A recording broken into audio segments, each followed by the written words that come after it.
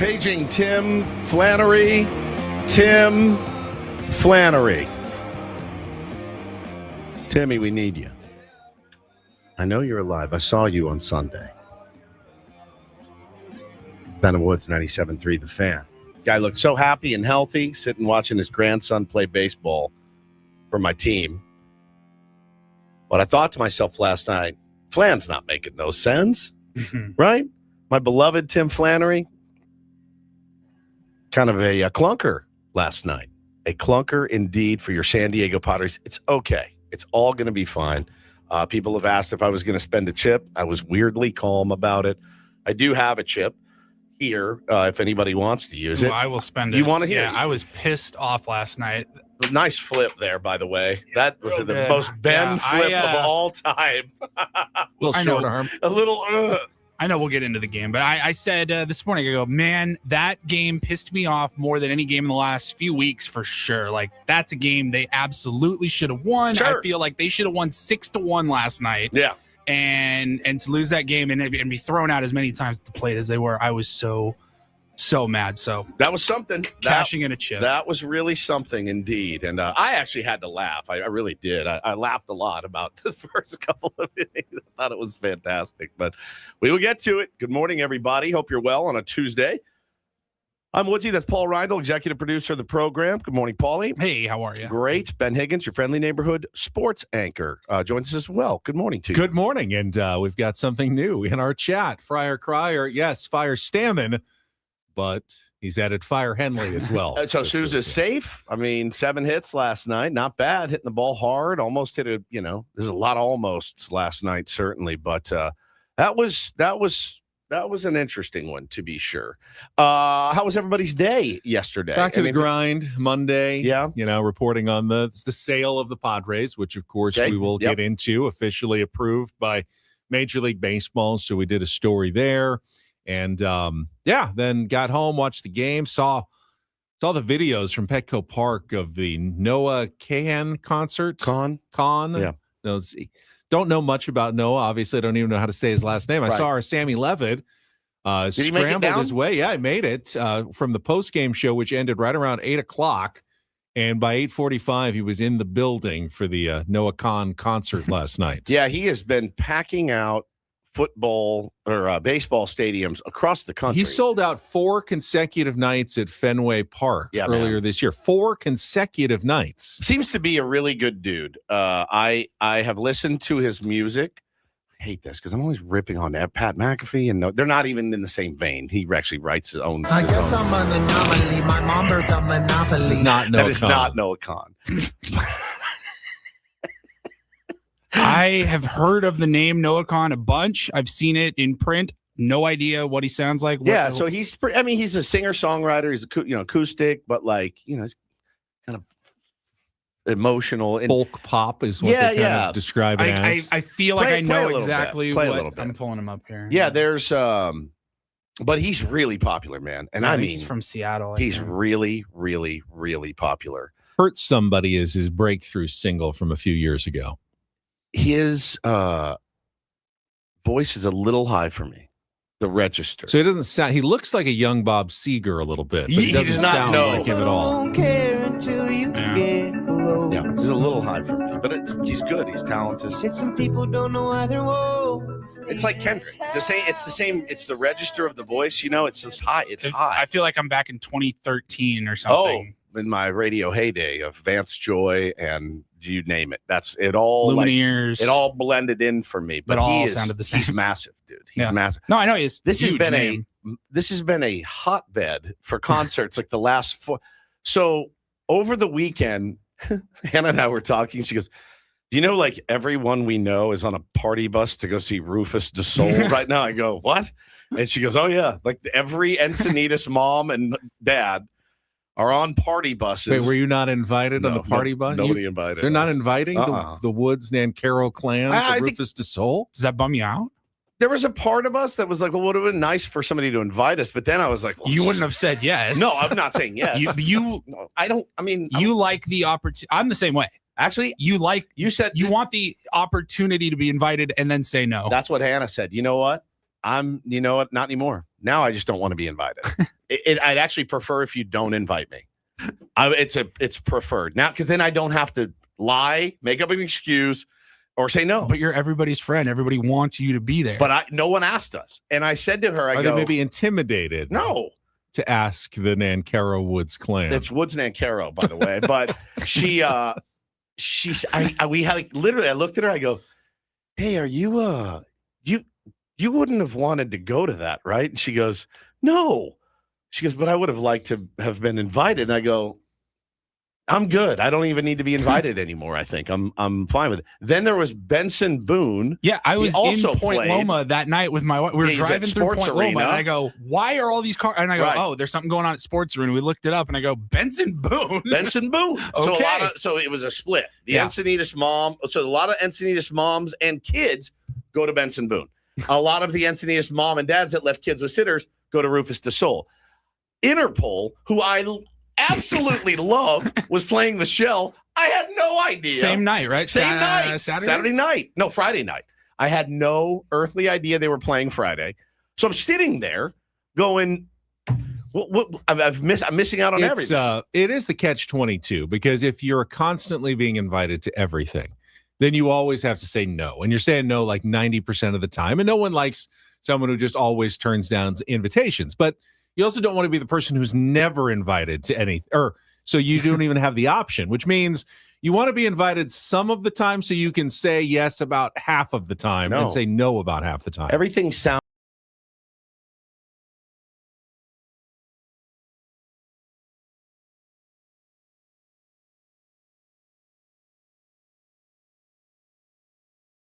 So if somebody had said to us in January, hey, I've got a party bus for Rufus de Sol. We're all going to go on it. You could have gotten me to be like, oh, that sounds great. Here's our $400 or whatever. We're in. The night of the show, I would have been turning over tables in my house. Wait, what day of the week is it? I don't want to go. Why did you agree to this? So I'm fine. I'm totally good. I'm totally good. I really am bummed that I missed Interpol.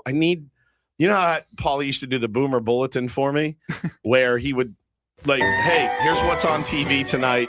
You know, it's usually during football season. You're like, all right, here's what you need to watch and when. That's not at all what the Boomer Bulletin was. Wasn't but it? I know what you're saying. What? No, but what did we call it? Because you do it for Megan's mom. You send her like. Yeah, I don't know what we called that. The Boomer Bulletin was about pitchers hitting in baseball. Okay. Yeah, that's true. Like I think 6 years ago. But I think we did something where like you would make like a graphic daily, like here's what's on Peacock. You got to go to Netflix for this game. Then you got to switch over to Amazon Prime at 4:30 for this one. So I need somebody to make me a Boomer Bulletin about like here's what shows are coming to town. There's probably a website I could go to, and I'm happy to I'm really do bad it. At that as well, though. Is it Ticketmaster? Well, speaking of concerts, so I've made a concerted effort since, last week. Remember, I came on here. Adam had made a mistake. I texted him about it in the group thread. And he was so worried I was going to rip him the next day. I said, I'm not going to rip you the next day. Right? Remember this about the blog and all that? And I said, so I've made he sounded really stressed out. And I said, I'm going to take it easy on this guy for a while because I am pretty hard on Adam. He's also pretty hard on me. And I said, I'm just going to relax. So yesterday, picking the kids up from school and on the same group thread, I get a text from Adam Klug, and you guys were on it.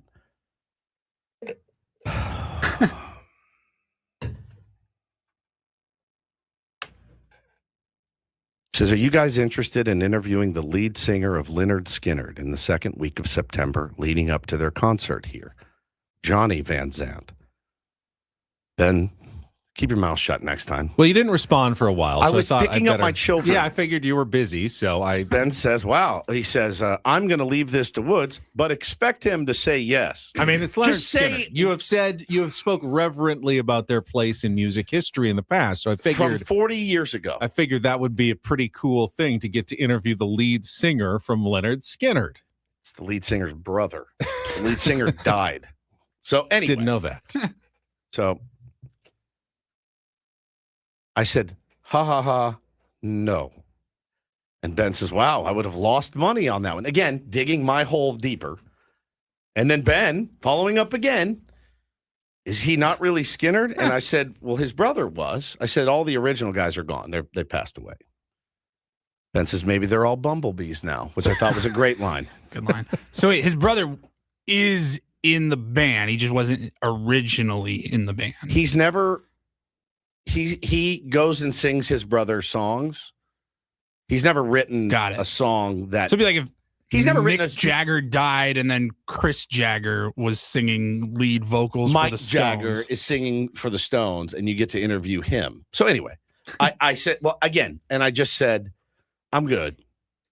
So then I get this. That was good enough for me, by the way. Once good. you said no, I was I'm like, out. okay, well, I know he has a reason. Then I get Adam Wikipedia Klug. There aren't any members of the original band, but they have all the rights to the music and IP. I think it's an interesting story about carrying on their legacy. You really don't want to speak to him? Oh, I gave you my answer. I said I didn't want to. Why are you jamming a Lynyrd Skynyrd interview down my throat on a Monday afternoon?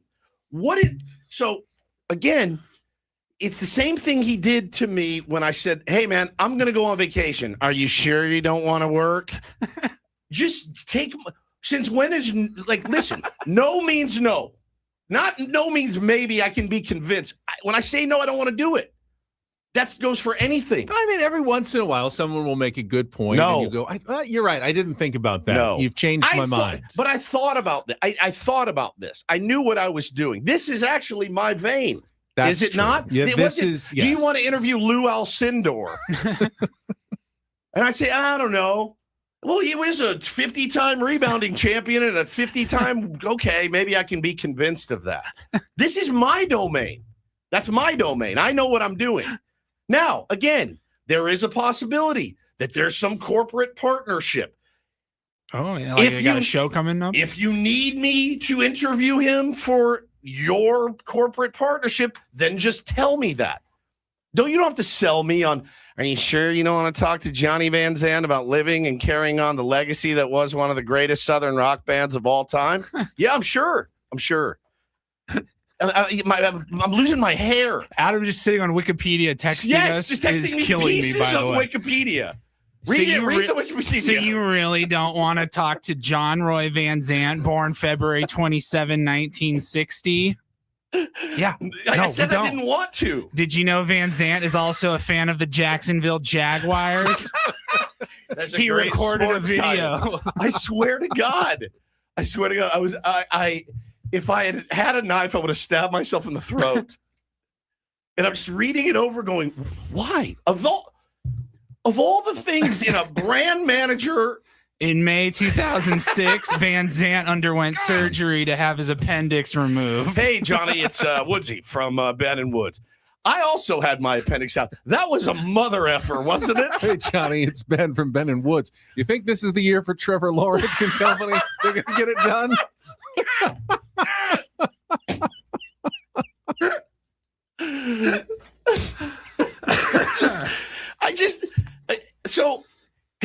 Here's how it should go. Text to the group.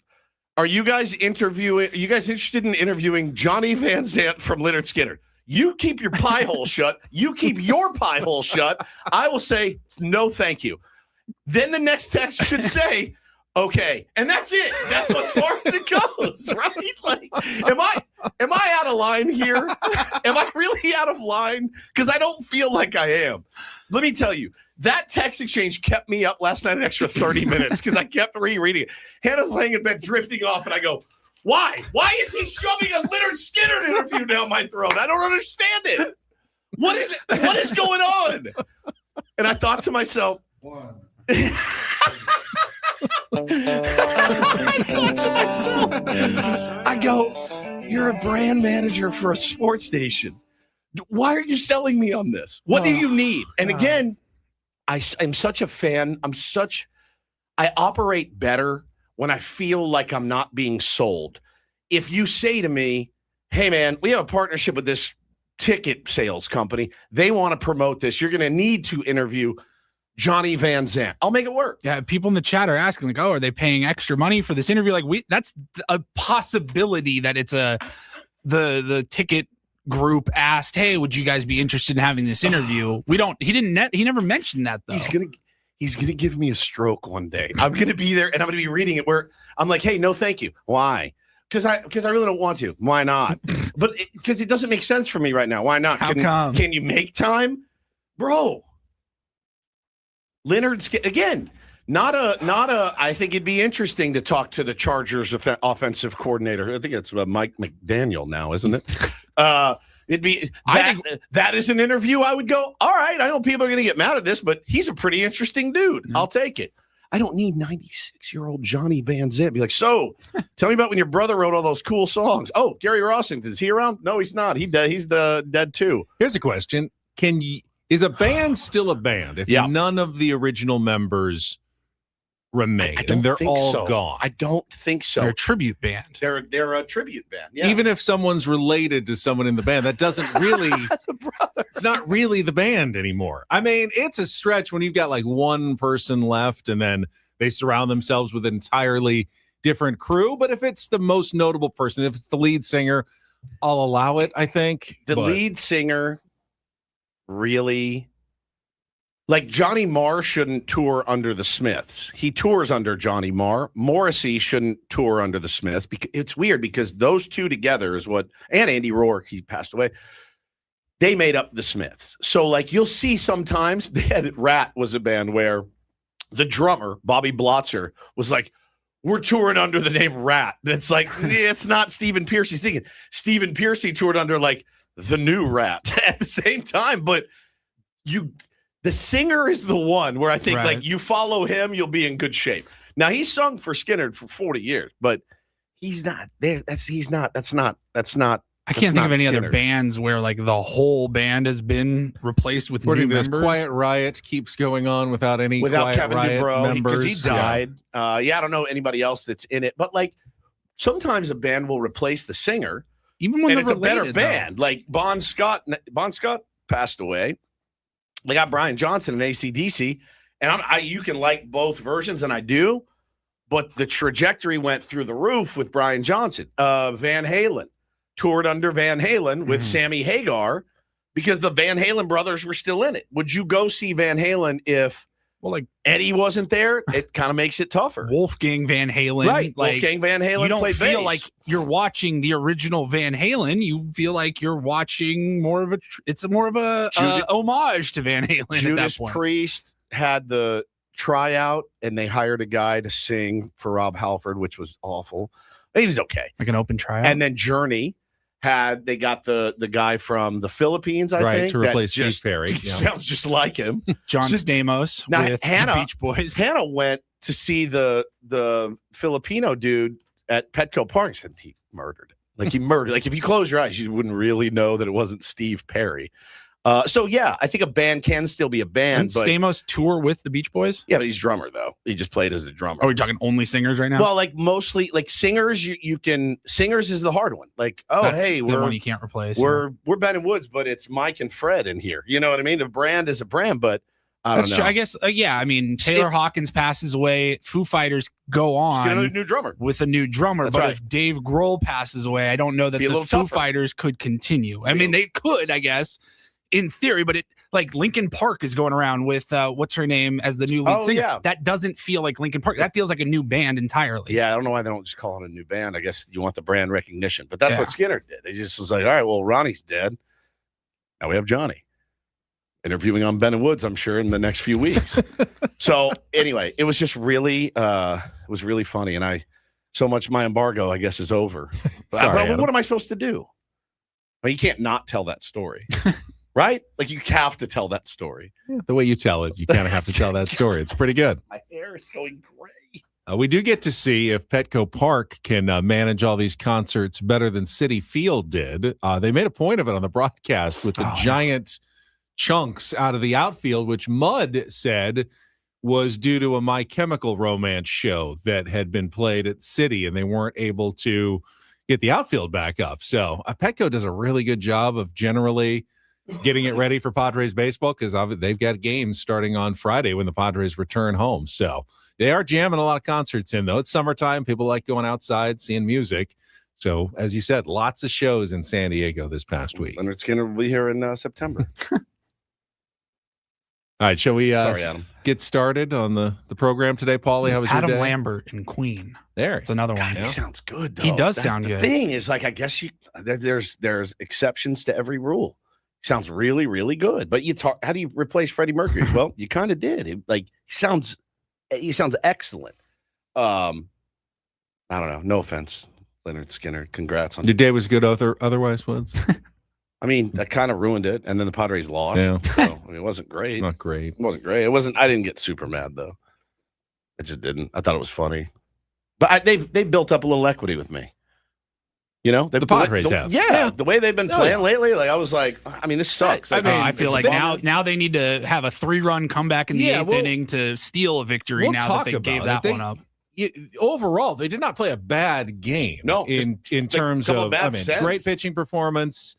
You know, put it together a couple of rallies. The Mets did almost nothing the whole game, yet they ended up losing. Yeah. And obviously at this stage of the season with 36 games now remaining and you're fighting for a playoff spot, every game like this is going to feel of outsized importance, especially when you feel like you should have had that one. I felt a little better when I looked at the score. Saw the Red Sox were absolutely crushing the Diamondbacks.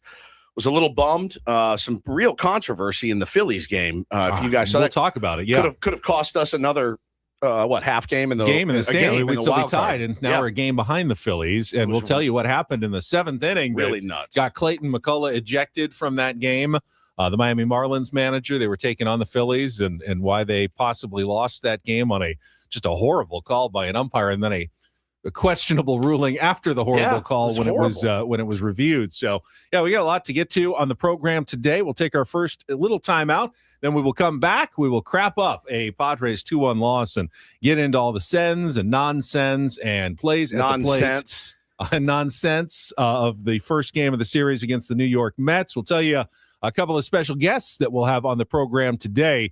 One related to the new ownership of the San Diego Padres as well. It's all coming up next, broadcasting live from our Bill House studios on a Tuesday morning. It's Ben and Woods on San Diego's #1 sports station, 97.3 The Fan. Well, quickly, in times of despair, as I'm facing right now, I do have my Eco Water with me, and that does make me very happy. I am happy that we have it at work here as well. But, think about the worst house guest that you've ever had, the one that ruins your clothes, leaves ugly stains, and destroys the plumbing.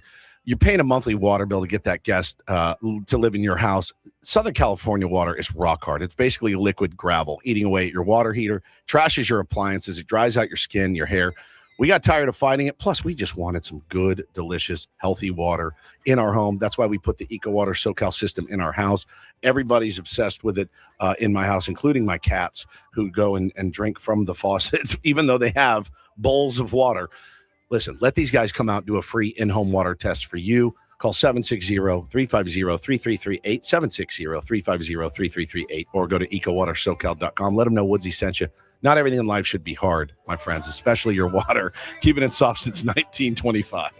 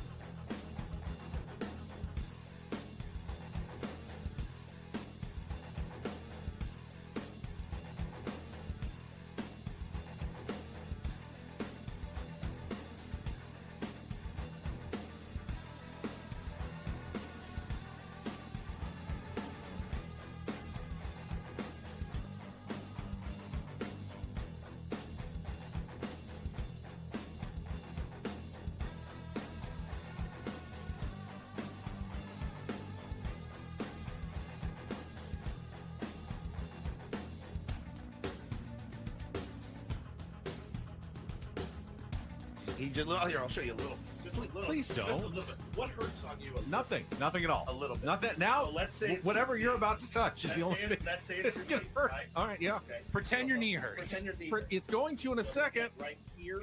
Oh, that is not pleasant. Hey player, this is all yours. This room with this view. This speakeasy with this cocktail. Hey, could you make that too? The spa with this. Ah. And this pool on this roof. This is all for you. The all-new Hamul Casino Resort, now open.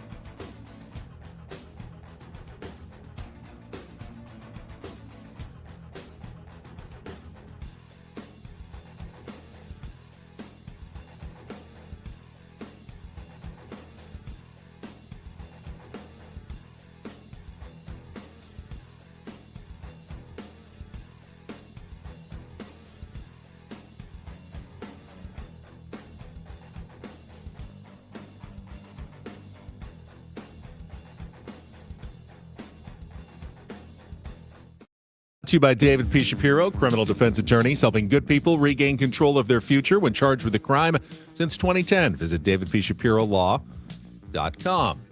I'm sure you heard the announcement yesterday, but the Padres officially have new owners, or will in the next couple of days, after all 29 other Major League Baseball owners unanimously approved the sale of the team to Kwanzaa Jones and Jose E. Feliciano at a $3.9 billion valuation. We will go through some of their statements that we saw yesterday, but I did want to alert everybody that the new owners will be introduced at a news conference next Monday at 1 p.m. at Petco Park, and we will be carrying that news conference live and commercial-free here on 97.3 The Fan. Excellent. So get the first comments publicly from Kwanzaa Jones and Jose E. Feliciano about the new ownership of the San Diego Padres. Now, we've been down there quite a bit over the last few years to see the introduction of new managers and occasionally contract extensions like Michael King. That's right. More new managers. And then another manager, and then maybe another manager, I think. This is one I feel like I need to put on a button down for. Ooh. Because the previous time I just wore pants and a t-shirt, like a black t-shirt untucked. But I feel like with the ownership, probably won't go suit, no tie, but I'll probably go slacks, button down, tucked in. Okay. Probably. That sounds which means I'll have reasonable. Well, no, we got time. We can go home and then back down to Petco because the press conference is at 1, right? Then go home and change. You never know. You certainly want to make a good first impression in case you meet the new owners in person. But for instance, I mean, you probably thought Peter Seidler was a coat and tie guy when definitely not. Really, he was more of a the pajamas. Yeah, pajamas guy, like the most chill, like in his baggy pajamas. Yeah, you're like, what you? I mean, I kind of like that. You know, do too. I like my billionaires to be not that ostentatious, and that was Peter Seidler. So I don't know. Button down, just hanging off of him, like a 3X. Yeah. Fresh Jimmy says, "I'm curious. Does the vote have to be unanimously? No, approved? you just need 3/4 of owners. So I think they needed 23 out of the 29, but they got all 29. I don't think it was really ever much in question. Hell of a first impression, guys. Last night on the first official day of not you guys, Feliciano and Jones, but your San Diego Padres that you just purchased. Really went out and laid one down for you. I saw somewhere where in the next couple of days they actually have to record the sale. So I don't know when technically the new their record as owners starts compiling. If I'm them, I'm going, we weren't owners. No, we were not owners yet last night. That one does not count. Seidler family that one put goes that on the their record. L ledger for them. I'm sure they're waiting for a win. They go, oh yeah, we happen to record it right before the final out of this win. So we'll take that one. We're 1-0 in our tenure as Padres owners. So we will carry that live for you next Monday afternoon at 1 p.m. Live here on 97.3 The Fan, and get a chance to hear from them personally down there. You know, it's certainly it's a banner day, right? Anytime ownership changes hands, and I liked the statement from Shield yesterday. She said, "With a heavy heart, I'm sharing this news, but also with so much gratitude for the journey Peter and I shared with the Padres. I believe the sale to Jose E. Feliciano and Kwanzaa Jones reflects what Peter would have wanted for the team and for San Diego. He cared deeply about building a legacy that brought people together, championed diversity, and opened doors for others. I'm grateful that Jose and Kwanzaa share that vision and are investing in the future of the Padres here in San Diego. This chapter closes one door and opens another for the team we love. To the Friar faithful, thank you for your support, your kindness, and for honoring Peter's legacy. I will always carry his light forward." I thought that was very sweet and classy. Yeah, I think getting the sign-off from Shield Seidler is important for the new owners going forward. 100%. I don't think any Padres fan was going to feel great about it if Shield was still going no, this is not what Peter would have wanted. Yep. So knowing that, she is on board with this decision and she believes that the team is going to be in good hands moving forward is a positive for the entire fan base. And I think we can all recall back to the initial maybe 6 months, a year after Peter died, the uncertainty of this franchise, the Erik Greupner days. Nothing against Erik. I think he was thrust into a really tough position. Did not want to be a forward-facing type, what did they call him at the time? Like control person. Yeah. I mean, it's not a gig he really wanted to have. And so, but there was so much uncertainty amongst the fan base, so much speculation. What's going to happen? What is this guy up to? I saw a picture of his wife in a Dodgers hat. Like, what's going on? You got to admit, to get to where we are now, not that it's been seamless, I would say it's about best case scenario. I really would. Like, it's been fairly quick and seemingly, by all accounts, smooth. Yeah. And we are pushing forward and not looking back. I mean, the lawsuit that Shield filed against Peter's brothers is not great, clearly, but it got worked out. Yep. And there's probably never any chance that there wasn't going to be some drama in dealing with an asset of this magnitude and a family that large. Think about how trying to figure it out. Think about how bad it could have gone and how long it could have dragged out. I mean, I was looking at Dodger fan tweets yesterday, as I do, ripping this team, ripping this for the uncertainty and poverty, and you took out a loan and blah, blah, blah, blah, blah. Well, the tables have turned a little bit up there in LA. as there's a decent chance that Mark Walters has to sell the Dodgers. Bro, what is going on? Listen, I need someone a lot smarter than me to explain it. And I want them to explain it like this.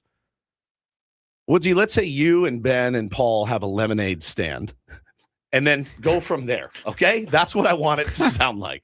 So I need the lemonade stand metaphor for the Los Angeles Dodgers.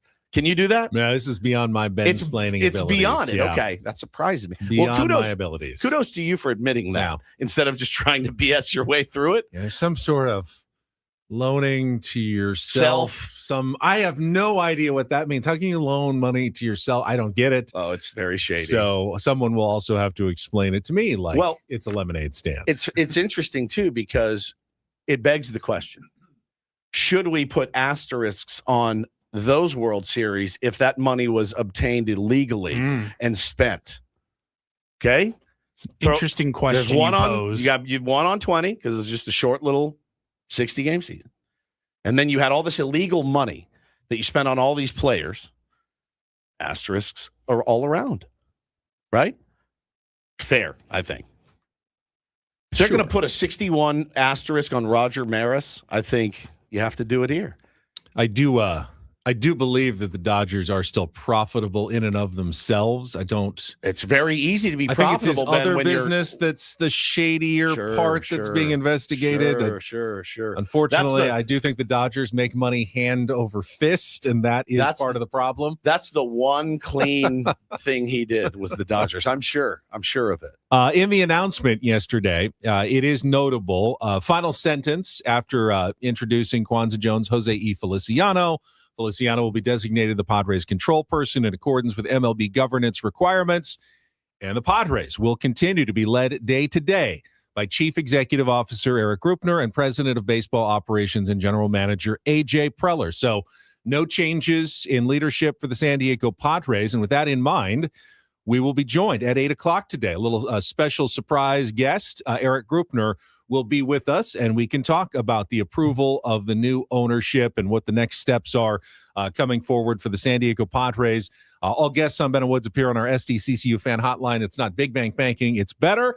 Very curious as to what the transition looks like. I mean, what's the first thing that you come in as your new owners? I'd imagine I'd want to get to know my organization. How hands-on are they going to be? Yeah. Some owners you rarely see, and they just, get a report, maybe an email, once a week or so, and then maybe there's a board meeting or two. Others are at the ballpark on a daily basis and, want to make sure they're touching in with different departments all the time. I don't know what kind of owners Kwanzaa Jones and Jose E. Feliciano are going to be. Maybe Erik Greupner has an idea of what to expect going forward. It's also interesting timing just in the calendar. You know what I mean? Like if you're the new owners, you're thinking, all right, maybe we just kind of ease our way in. Like this team, everybody right now is focused on this push for the postseason. Like, I don't know. Do you just kind of stay in the background for a little bit and let the season play out? Because I know like when you get to this point in the season, it's like everybody top to bottom in the organization is focused on the playoffs. Sure. Yeah. As they should be, including the third base coach. Well, we'll get to that. Before Erik Greupner joins us, we will have our Padres Wrap-Up in just a moment. We will also talk in Don't Do This at 7:20 about the Ketel Marte situation with the Arizona Diamondbacks. Another interesting story after last year, if you'll remember, coming out of the All-Star break when he didn't return to the team, and that was a big deal. And now kind of goes missing in Boston on the Arizona Diamondbacks road trip, and we'll hear what Torey Lovello had to say about it. And that's really a doo-doo this moment. At 7:40, we will be joined by Jesse Agler, Padres broadcaster from New York. We'll play the Incorporator, letter T with Jesse, get his thoughts on yesterday's game as well in this turnaround by the San Diego Padres. And then after Erik Greupner, we'll have our MLB Reacharound Reindl Report in the second half of Ben and Woods, and we'll look ahead to Game 2 of the series with Robbie Ray on the mound against Zach Thornton of the Mets at 4:10 this afternoon. But let's check traffic. Then we will come back and we will go through all the historically bad sends setting records, to baby. home plate by your San Diego Padres last night. Coming up next year with Ben and Woods on 97.3 The Fan. From the 97.3 The Fan Traffic Center, here's your latest traffic update. Through National City, the northbound 5 is crowded from the 54 to Division Street. Then it's a good ride up the coast all the way to Encinitas. Joey Vlasny, Odyssey, San Diego traffic. This update is brought to you by Albertsons, Vons, and Pavilions, bringing the joys of food to your table. Shop Vons and Albertsons for savings on family favorites. Chobani Greek yogurt, 4.5 to 6.7 ounces, are $1 limit 30. And locally grown medium ripe Hass avocados are 99 cents each with membership where applicable. Download the app for more details and savings. It's a shame if they lose. You got a problem. How did things play out in yesterday's game? Supremely stupid. It's time for the Padres Wrap-Up with Ben and Woods. Brought to you by Hamul Casino Resort. Hey, player, here's something to cheer you up. The rooftop pool's open, day passes are available, and the spa is calling your name. Hamul Casino Resort, the player's place. We'll give it 16 minutes of salt, and then we'll, get back on the pump and figure it out. This game has got to come to an end. A 1 pitch, looped into shallow right center again. Bench charging in, and again has to play it on a hop. Throw will come home with Cronenworth on his way, and he's out by a mile. I'm surprised to see him even try. And Carson Bench now an outfield assist for a third consecutive game. 0-2, Merrill swings, rips it into right field. That's a base hit. Machado rounding third on his way. Bench comes up throwing again. Here's the play at the plate. He is out. Bench gets 2 here in the first. And that's it for the Padres in the top half of inning number 1. Bichette hits it on the ground to the right side. France dives, can't get there. Neither can Cronenworth. It's into right field. Ewing rounding third. He'll score. The throw goes to third. Not in time. RBI single, Bo Bichette. And on his bobblehead night, he's given the Mets a 1-0 lead. Roberts swings, lines it to center field. Merrill measuring it up, comes in, makes the catch. Lindor tagging. Here's the throw to the plate, and it is cut by France. A sac fly to give the Mets a 2-0 lead. 0-1 on the ground through the left side and a base hit. Bogart's rounding third on his way. Here's Ewing's throw to the plate. He is out at home. Unbelievable. For the 4th time in 2 innings, the Padres are out at home. Tatis swings, hits it in the air, deep to left field. Ewing going back. He is on the warning track, feeling for the wall. He's got room, and he makes the catch. Sheets will tag and score from third. Fernando just missed, but it's a sac fly to get the Pods on the board, and 2-1 here in the second. 0-2, and a swing and a miss. Rengifo strikes out. Duarte a 1-2-3 ninth to collect his 3rd career save, and a weird one at Citi Field ends 2-1 with the Mets ahead. Padres had their shots early, and 4 of the first 6 outs that they made were at home plate as the Mets hang on for a 2-1 win in Game 1 of this series. Credit to them. They made some, really good throws at home plate. We had 3 chances to score, and they got us for every single one. Our mentality is to be aggressive on the base paths, make the other team make a play. Tonight, they made plays. The one play looked like, Jake held up, had to see if the ball was caught, and it looked like this kid who has, been throwing people out had a pretty good play. What was your view on that? Yeah, exactly. I think, where Jake was in the base path, and then where, he was stagnant. He wasn't, moving much. And I think it just took him a while to get going, and kid made a great throw. If that throw's on the money, if it's a little bit off, we have run, on all 3 of them. If any of those throws, bounce a little awkwardly, or they're 2 feet one way or 2 feet the other way, or the catcher hits it off his glove, we haven't run. And they just made perfect plays there. I laughed. I thought it was comical. And then I just wasn't worried. I felt like this team was going to scratch out that win last night. They didn't. And I definitely yelled an F-bomb or 2. I thought Fernando had that grand slam. I mean, when he hit that, I go, that looks like it's gone. And we're right back and we're winning this game easy. I have a lot of confidence in these guys last night, or right now, last night notwithstanding. Stupid baseball plays, man. Bad reads, bad sends, running through stop signs. It's never going to lead to wins. I mean, Jake is an excellent base runner. He was not in that moment. He was not. I was thinking about it. He has the best view in the house on that ball. He has the best view in the house. Benj was not getting to that ball.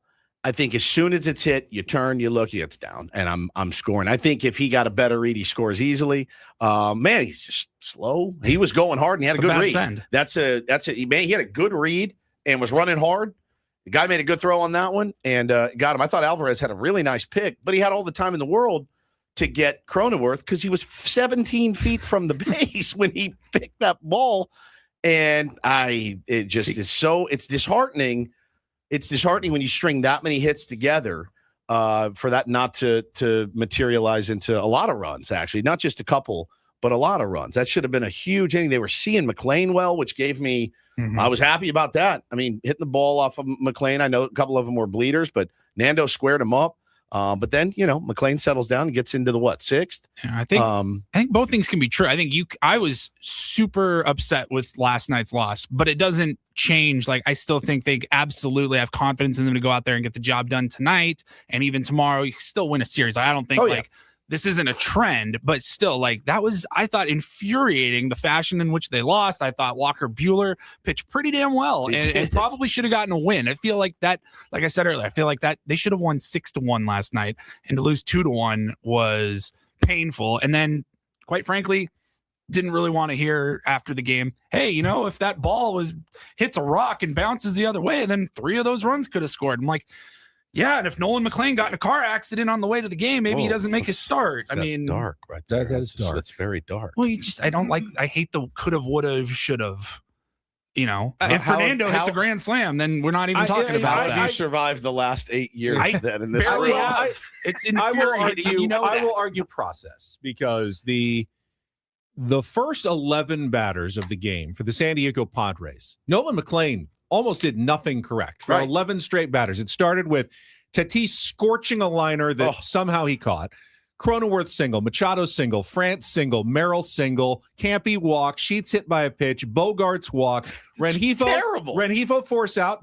He got that one. Then Tatis just 111.3 miles per hour that had a 42-degree launch angle, somehow stays in the yard. Crony single. Those are your first 11 batters of the game. If you don't get 9-0, if you don't get guys thrown at the plate, you're up 8 or 9-0. It's still the first inning, and Nolan McLean's out of the game. So let's be clear. The Mets were insanely lucky to still be in this game after the first 20 minutes. Yeah, it should have been you can help so over by that point. What you don't want to do is you don't want to help their luck by having a horrendous end. Correct. Or two or and three. That, to me, I was very surprised on Jake's, because, it's still 1 out. He's on second base. The ball is, as you said, floated in there. Whether he reads it well or not, I don't know. I can't see where Jake is. But in my mind, either he didn't read it well and there's no chance he's going and he's stopping at third. Same, yeah. Or he read it really well and he's already almost halfway home. Correct. And it's going to be no play at the plate. So I was so surprised to even see a throw to the plate. I'm going, who is he trying to get? There's no chance Jake is going if he didn't read that. And there's no chance they're getting him if he did read that. So why was he sent? Why did he go? To me, that was really the only big mistake by Bob Henley. I thought with 2 outs, you do push it. I know Manny's not the fastest base runner, but that was a closer play. Jackson hit that one a little bit harder. That one I totally understand in a normal course of events. The one, totally different outfielder throwing at A.J. Ewing in the next inning with Xander Bogaerts running. You can't look at each one of those plays in a vacuum, though. That was an incredibly close play, and you feel like, okay, I'm okay with that. And actually, Xander ran through the stop sign. I guess I found out after the game, but context matters, though. When it's the 3rd out at the plate or whatever, like when the 3rd time that you're getting thrown out the plate, it should never matter what happened before. It absolutely matters. No, it doesn't. Every play should be in a vacuum on its own. Yeah, and it should be. You should never stop sending people because you got one wrong. I don't want my third base coach who had a crap send in the first to then get. Yeah, I don't. I want them to stay. Can we all agree? If your guys make it 100% of the time, your third base coach sucks. He's not sending enough guys. Yeah. What's the right amount to get thrown out? I don't know. But if it's 100%, then your third base coach is not doing his job. Obviously, that was not correct either. But the right amount is, you're making it like 90% of the time when you're sending guys. I don't know what you're looking for. I don't know. If the first 2 runners get on and try to steal second and they both get caught stealing, even if they got aggressive jumps and all of that, and the catcher just made good throws, I'm probably not sending the third that's guy. wrong, That's Paulie. wrong. That is absolutely wrong. I don't think you can live that way. You cannot manage In that gun moment, you shy. can. For that inning, for that if you one go, moment, if you, you Paul, you can. play basketball, you go 0 for 6. You done shooting? Yeah, No, probably. No, you're Yes, not. If you're, That's if you're a garbage. good shooter and you're That's a good player, garbage. No chance. You got to keep shooting. No chance. Manny's not a good You runner, gotta so keep why are we shooting. sending Manny's him? an awesome runner. He's an excellent He's not base runner. He's not a fast. He's fast a runner. base runner. He's an excellent base runner. All right, we'll continue to discuss this. We'll get more into the sale of the San Diego Padres as well. Hour number 2 will also feature Jesse Agler joining us from New York. All ahead with Ben Woods and Paul yelling at each other on a Tuesday on San Diego's #1 sports station, 97.3 The Fan.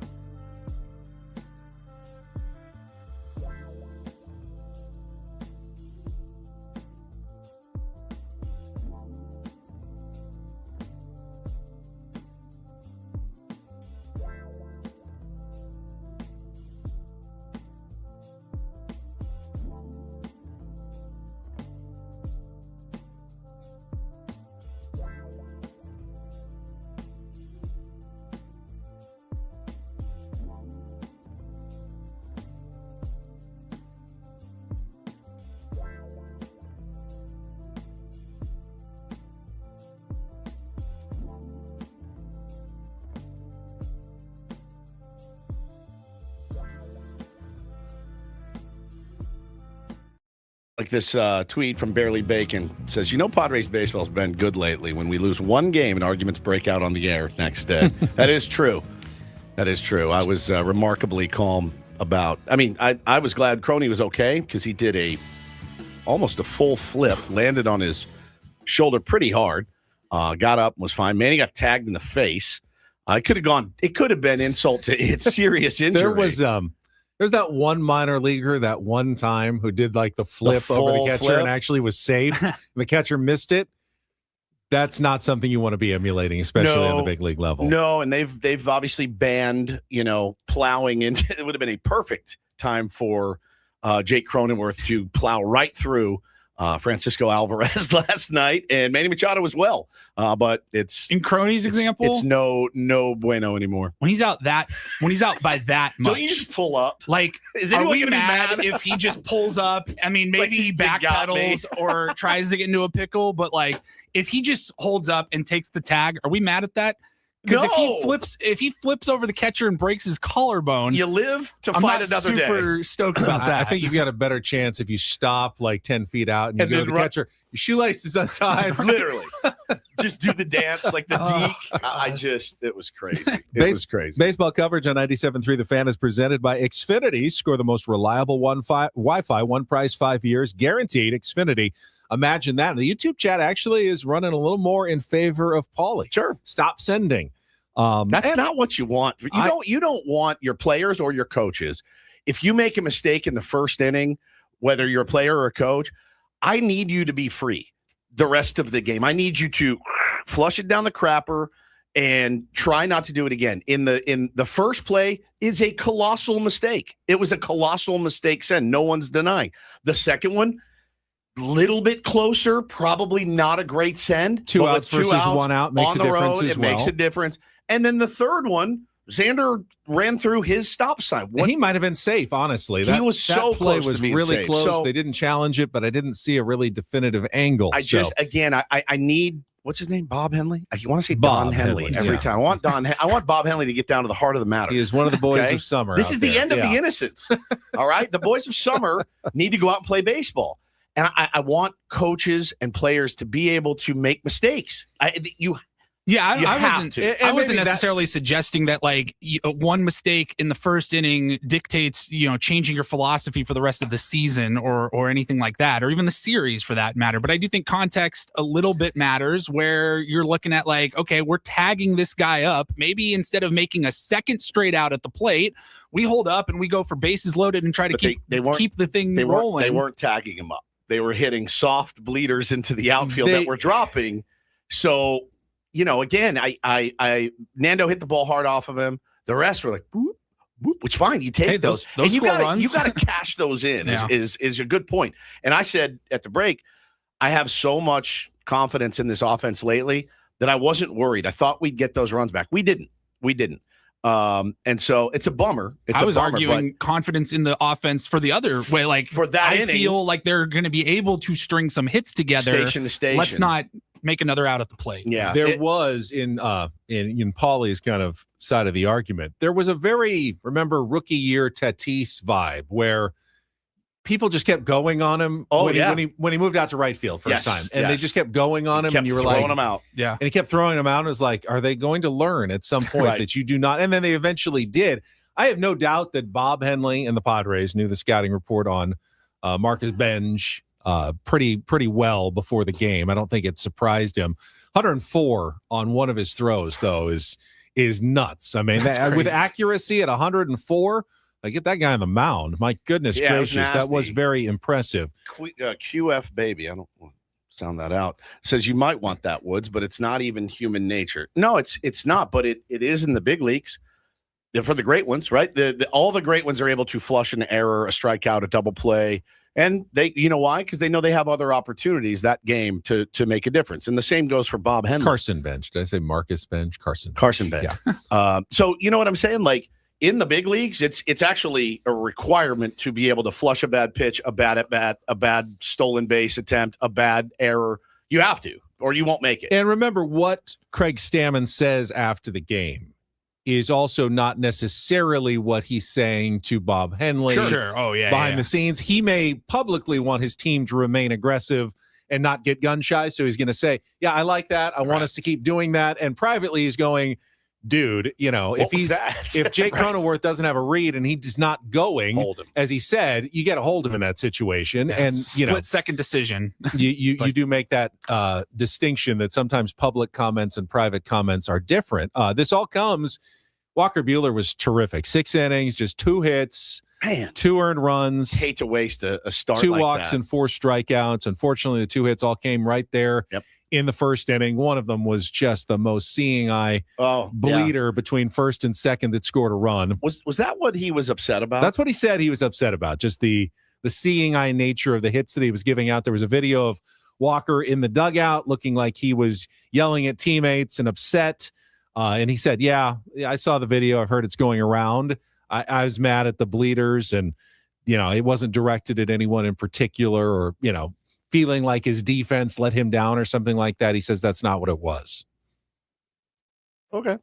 Sure looked like he was upset at somebody. It did. Yeah. And not at the moment, but. Kyle Hart danced around a couple of innings at the end to preserve the rest of the Padres bullpen, did a nice job. The one part that I was most disappointed with the Padres actually in the game was not getting to the New York Mets bullpen, which is incredibly depleted. They traded away or released most of their bullpen by the trade deadline. So you feel like that is an area where the Padres have a huge advantage. They've been so good in those late innings, 7th, 8th, 9th innings. I still expected, Padres are going to score here in the end now that they've got, McLean kind of stabilized, and he got pretty nasty for a couple innings, but I was sure at the end, the Padres were going to rally, and they just did nothing. I mean, they got the one on, and then Tatis hit into the double play, which hurt. And then that guy who came in and closed, they just couldn't get anything against the New York Mets bullpen. Yeah. Again, I'm flushing it, moving on. I think they all should too. I thought it was a very weird game. It had the weird feeling from the second pitch of the game when Toddy hit that missile and he stuck his glove out and got it. So again, it's okay. It's all right. It's fine. You move on, try to win a series. Before the game, a report from AJ Cassavell. Jason Adam threw some long toss without pain, which is a good sign for him. Again, they're not expecting him back until probably, into September, maybe almost mid-September. Not throwing off a mound or anything yet, but getting Jason Adam back, if he is healthy, would obviously be another boost to the San Diego Padres bullpen. But the biggest story yesterday in Padres land was the approval of the new owners, Kwanzaa Jones and Jose E. Feliciano, by the rest of Major League Baseball. And I liked, Woods, what they had to say in their statement. Now, it would be an incredible gaffe to mess up your written first statement to your new fan base. I would think so. in that sense, they met the minimum requirements here. Like any PR firm should have been able to handle this one. And they hire whoever they hired to help them write whatever, they were going to write. Did a very nice job. And here's what they said. We are a family first, and becoming owners of the San Diego Padres means joining an even larger one. We're grateful to the Seidler family and especially to Peter for raising the expectations of what this franchise can achieve. We have built our life and our work together, and we will bring that same shared purpose, commitment, and determination to our stewardship of the Padres. It is a source of immense pride and an extraordinary opportunity to become part of a team, a tradition, and the San Diego community that has supported it so faithfully. And here's the big one. Our ambition is clear: to bring a World Series championship to San Diego and build an enduring organization capable of competing for championships year after year. We intend to be engaged owners, bringing our energy, experience, and perspective while working alongside the talented team already in place and investing ambitiously and thoughtfully in the Padres' future. That means pursuing excellence and innovation throughout the organization, delivering a first-class experience at Petco Park, deepening the bond with the faithful fans, and making a positive impact across the San Diego community. We are all in and committed to winning. All right. Well, they nailed that one. Yep, crushed it. 10 out of 10, no notes. Yeah, sure. On your written statement to the San Diego Padres fan base. Yeah, I'm looking forward to the press conference to see what they say. Are you going to ask a question? Don't know. Ooh. I'm not doing it this time. Yeah, probably at some point. You will? I don't know. I haven't thought about it yet. But you know that what from 10 News. Yes, 100%. And 97.3 The Fan. I'll give both. Yeah, but should say Ben from 10 News and Ben and Woods. I mean, they hit on a lot of buzzwords. I mean, World Series championship, that's obviously check mark. Right. That's the number one. Competing for championships year after year. Yep. Okay, good. Engaged owners. Good. Working alongside the talented team already in place. Good. Investing ambitiously. Oh, yeah. And thoughtfully. What does that mean to you? Spending money, right? Of course. On the roster. That's what that means to me when I hear something like that. First class experience at Petco Park. Deepening the bond with faithful fans. Positive impact in the community. All in. Committed to winning. Yeah. Yeah. I mean, that is PR 101, like a close to perfect statement. Now, you have to back it up with a lot of actions over a lot of years. Once you lay out your roadmap, people they have your roadmap and they see the roadmap and they're like, well, you're doing this, you're doing this, you're not doing this, you're not doing this. You promised this. It's smart. Lays it out for you. You know exactly what to expect. And when it's not answered or done, then that gives people the avenue to say, you haven't really delivered on that promise. Now, the World Series championship, you're going to be legends if you can get that done here in San Diego, because nobody's ever been able to do it. So, of course, you have to say that. But now that you've said it, your actions have to meet your words. Yeah, and and that's the thing. Like, how much time before we can actually even start judging? 1 year, a year, 2 years. Yeah, I mean, you'd like to say, let's see what they're going to do in this offseason, but we know this offseason is going to be awfully weird and hard to judge. Look at media already giving them a pass. Yeah, no, already giving them a How pass. about extend Adrian Morahone in November? Yeah, well, listen, before the lockout. You've got Tarek Skubal came out yesterday and said he wants a new deal signed before the new CBA is negotiated, right? So that puts the timeline on. So the season will end in October. It will end on October 31st officially. If game 7 of the World Series, if it goes to a game 7, it'll be on Halloween. So he is giving the Dodgers, the Yankees, the Padres, the Rangers, the Mariners 1 month to sign him to a new deal. I want to sign a new deal before December 1st, and which is I would too. With a new CBA coming, right? I tried especially if there could be provisions that prevent, extended deals or maximum salaries in those contracts. Yeah, you would like to get that done and grandfathered in before a potential new CBA is ratified. Yep, that's exactly right. But there's going to be a lot of guys and free agents who feel that way. And I just think it's unlikely that we're going to see an extremely busy month of November transaction-wise before. You think it's unlikely? I think it's unlikely. I do. Yeah. I think owners are going to be very like, we don't know what the financial structure. Let's say they sign Tarek Skubal to a 10-year, $500 million contract.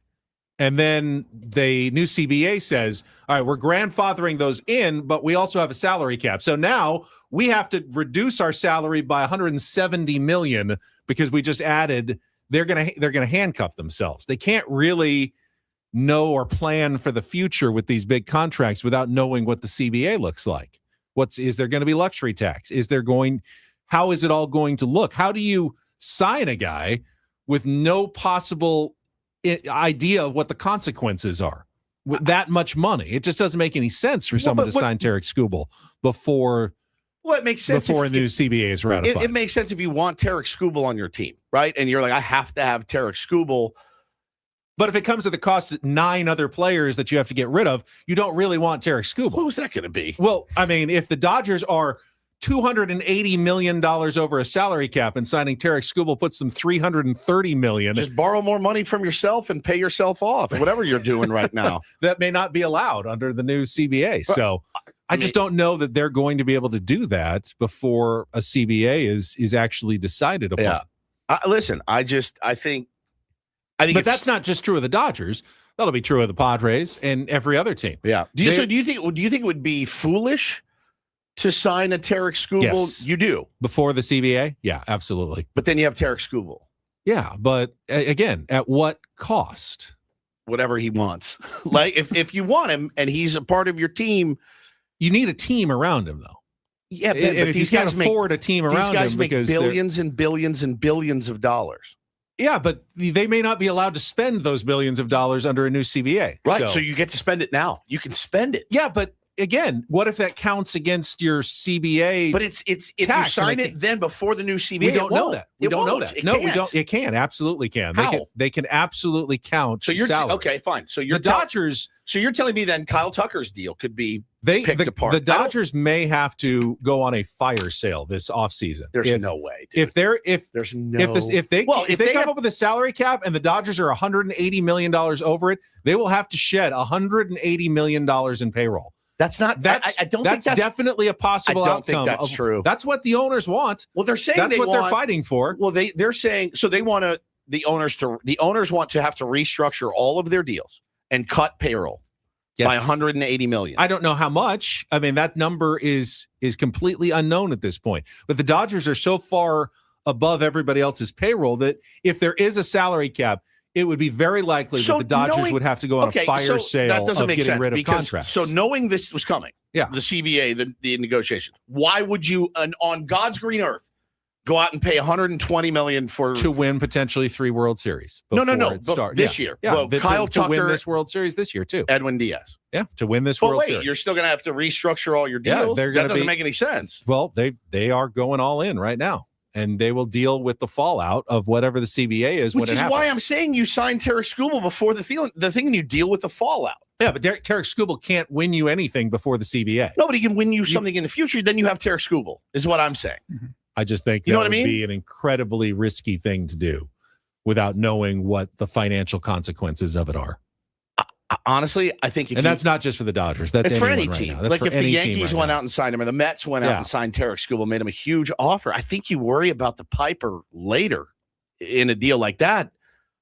Doesn't then, if you wait, doesn't it open Tarek Skubal then up to maybe other teams? Sure. Like that's the thing. If you want him, go get him. It does. That's what I'm talking about. I think a team like the Pirates, like that has plenty of salary cap, actually could go and sign someone right now. That's the Whereas thing. the teams that are up above a potential salary cap are going to have to be really careful in November. Which is, we all have this grand vision of a salary cap system, and guys like Tarek Skubal being like, I'm going to go pitch in Pittsburgh, right? It's just, they still have to want to go there. They've earned their free agency. They're still going to go to the big markets where they're treated fairly and well. You know, money may not be everything with the new CBA. I don't know, but I'm of the opinion if you have a chance to sign Tarek Skubal and you really want Tarek Skubal, I'd get him before this thing goes down. I would. There may be no salary cap, and they can be just fine. And that would be a gamble that they could take. But I'm just saying, it is a gamble to sign anyone in November without knowing what the CBA looks like. All right.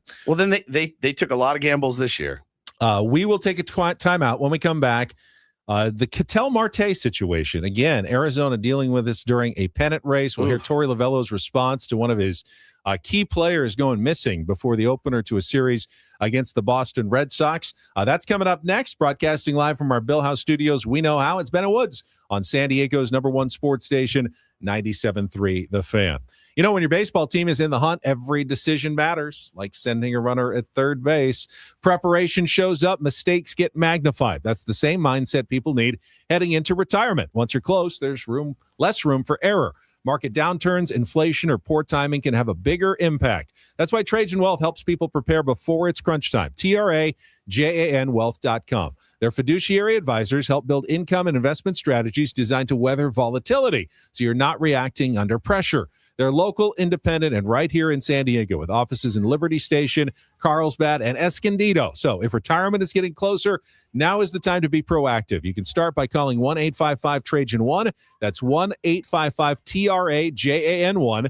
Or just go online at TRAJANwealth.com. Trajan Wealth. Plan smarter, dream bigger. Advisory services through Trajan Wealth, LLC. Additional services through Trajan Estate and Trajan Tax. Actual client, paid advertisement, additional disclosures at TrajanWealth.com.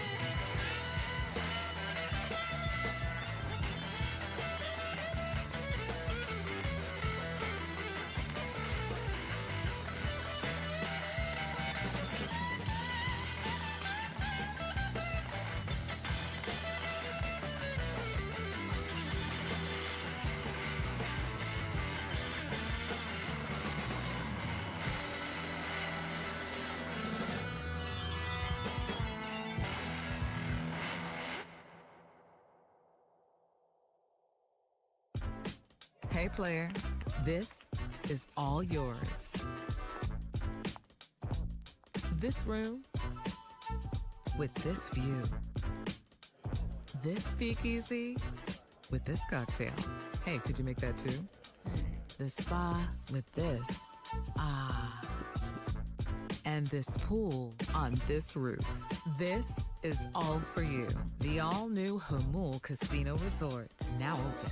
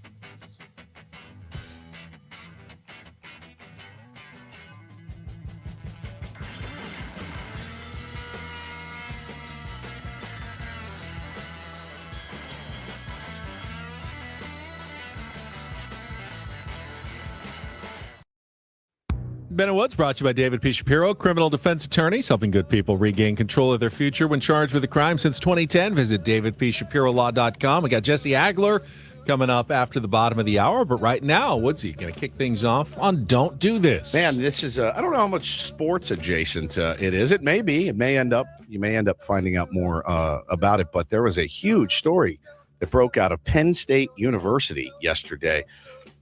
14 people accused of drug trafficking were students at University Park, including one father that tried to obstruct the investigation. Ben, what they were getting charged for is drug trafficking.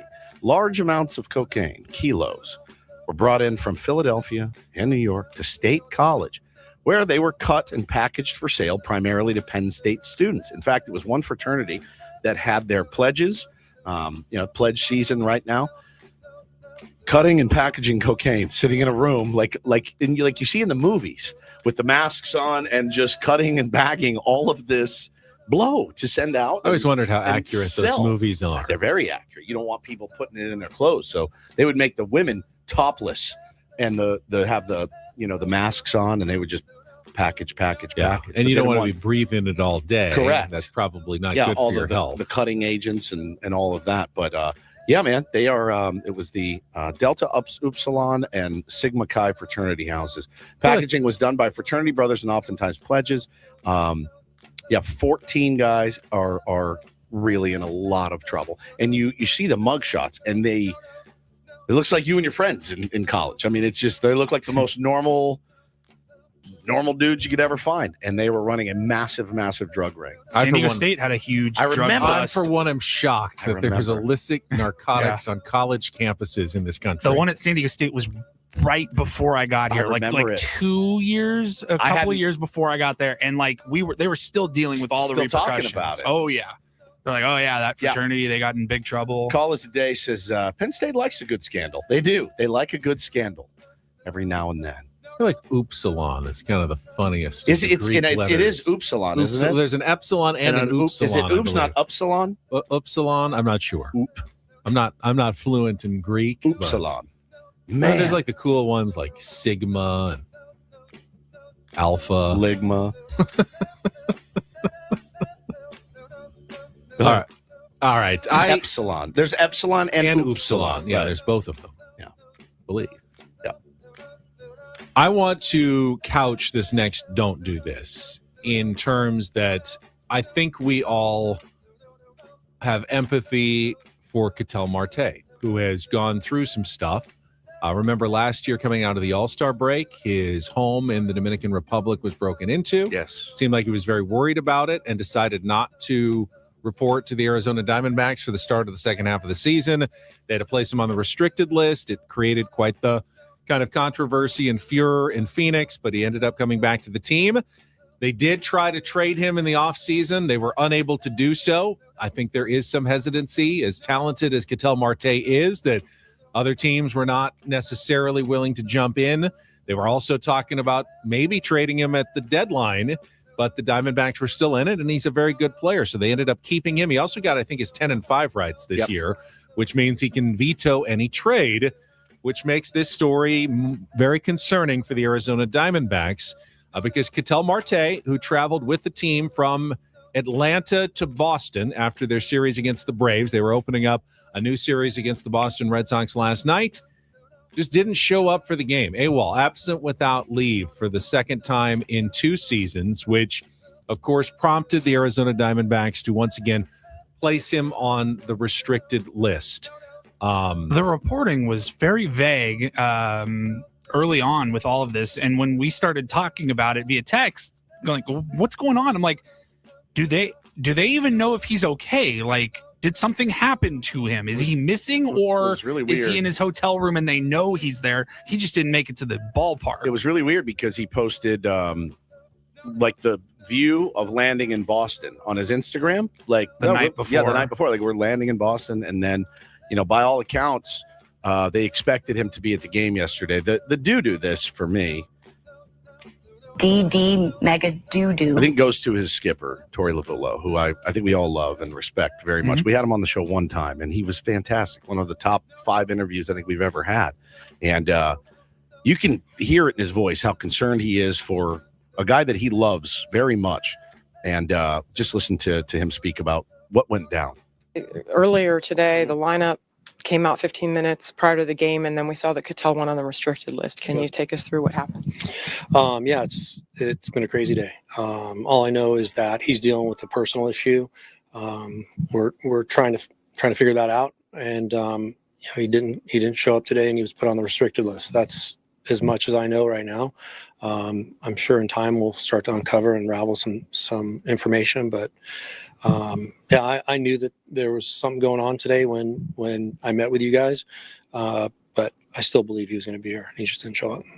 Did you have communication with him? Very little this morning, this afternoon, and I just was doing my best to reach out to him, and there's very little coming back. He's here though in Boston. Is he here? I believe so. I'm not sure. How disappointing is it that the communication wasn't relayed to you earlier? We deal with a lot as baseball managers and coaches and teachers. So, sometimes you get disappointed, sometimes you get let down, but we're gonna figure out how to work through this. I know he had the restricted list placement last year because he had issues where he hasn't showed up on time. No, this is the first time. As far as you saw that have a bigger impact on the clubhouse, how do you feel the players responded? The players are gritty. They rally around one another. I know there was a lot of discussions about it at different points in time in the clubhouse today. There was a lot of curiosity. We care for Ketel, and once we knew he was okay, I think everybody relaxed and started to focus on the game. But what was the final score? 10-1, 11-1. I mean, we got our ass kicked. We got to be better. What do you think is the way forward for Ketel? I don't know. Just care for him and love him. When did you start to get an inkling that this might be? How did it come about where you realized you might not? When I woke up this morning. So I want to keep that private though. You seem a little emotional. Are you worried? No, not really. I love him and I care for him. I'll be okay. Man, that is just it's heart-wrenching. we talk a lot on this show about players and as robots, and they're not, certainly, and it's a really fine example of that. Didn't right? we had Torey Lovullo on last year shortly after? Wasn't it Ketel Marte that was getting heckled by a fan? He was in tears on the field after his fan said something about his mother who had died in a car accident in 2017. Yeah. And we talked about it, and as a fellow emotional human being, I can certainly sympathize with Ketel Marte and what he's going through. It does make you realize if Ketel Marte was working in any other job. Oh, yeah. All you'd have to do is say, hey, I got a personal thing. I need to take a couple of days. 100%. And no one would care. But because Can you take the equipment with you? because he's in a pennant race and every game is so critical and he could be the difference between the team making the postseason and not making the postseason. I know your uncle died, but we have a round table. Yeah, can you just be on the round table? Not showing up for a day it's huge. Is going to be a huge story. Yeah, and of course it is. It's not necessarily entirely fair. He's allowed to have emotions and allowed to have bad days and maybe need a mental health day here or two. It'd be shocking if no baseball player on every team didn't need some mental health days every now and then. They give guys days off they gave Kyle Tucker, a day off the other day just to reset his mind because he was so bad at home. And they said, you're sitting, I can see it in your eyes. Dave Roberts said, I'm sitting you. You're going to sit and watch a baseball game, and that happens all the time. It's just different in that it sounded like something between the time they landed and checked into the hotel led to some sort of text in the morning to his manager that kind of let him know this is where I'm at and it's not great. Yeah. And that makes me really sad. I hate that for Ketel. I like Ketel Marte. I think he's a really good player.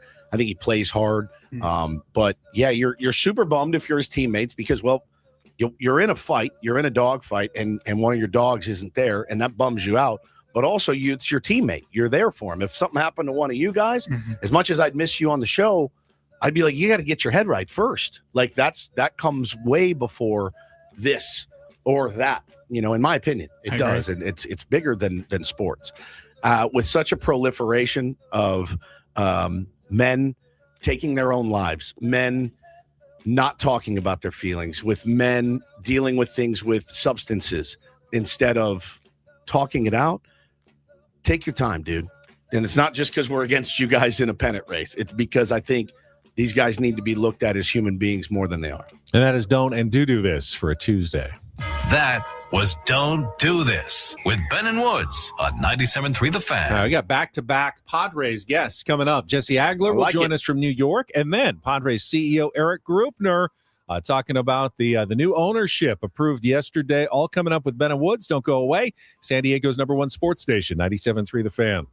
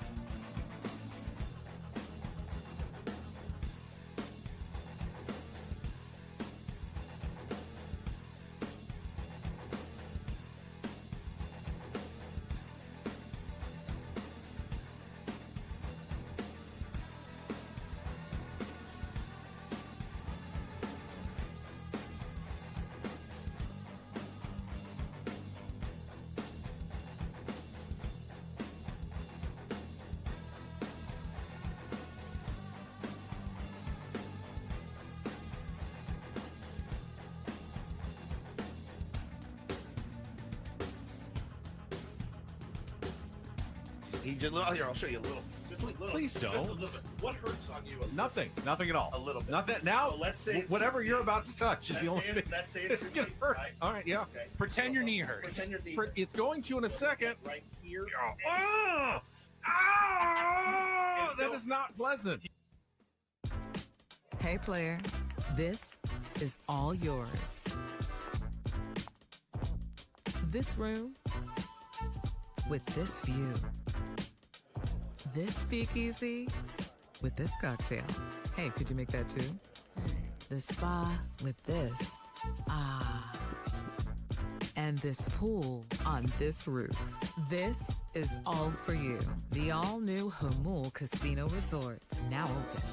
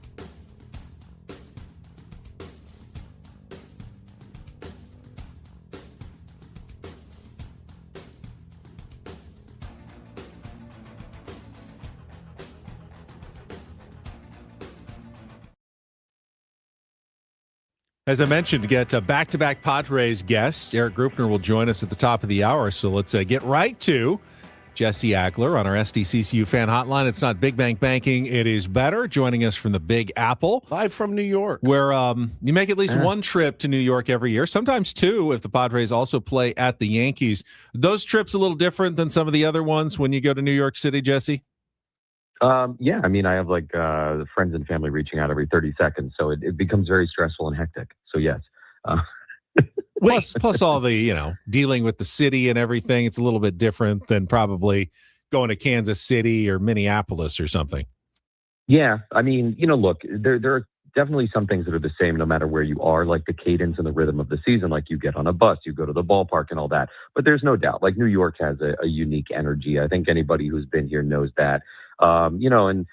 Citi Field, Yankee Stadium, they're big and they're loud. Even when the team is not that good, it does feel, like a little bit bigger for whatever reason. There's something about New York. There's no doubt about it. And, I love coming here. I love the city. And, no day off or anything here, kind of like right in from Cleveland. We got in late at night after the rain delay. So you could almost forget you're in New York until you step outside. But yeah, I'm a huge fan, and that was quite a game last night. It's one of those a game. You never know what you're going to see. I was just going to bring up my favorite, Jesse Agler. You can watch baseball, for 10, 20 years. You will not see, you'll see things on a nightly basis you've never seen before. I thought that was one of them. Question before we get into the the crazy first couple of innings, Jesse, did you get a chance to check in with Andy Green? I did. How did that go? It went great. I had a wonderful conversation with Andy during Mets batting practice. He's a peach. I'd actually seen him last year for the first time in a while. He'd been their farm director, prior to this sort of temporary elevation to manager. And they had said, David Stern's, their head of baseball operations, again yesterday said, Andy will not be their manager next year. Oh, wow. He keeps saying this publicly. They're very firm about this. They said it when they gave him this job. They said it again yesterday. He's going to go back to being like their farm director next year. They really like him in that role. Now, look, if they make some kind of miraculous run and end up in the playoffs, I imagine they're going to have to reassess that. I think that's still a very short, possibility. But, they keep saying publicly he will not be the manager next year.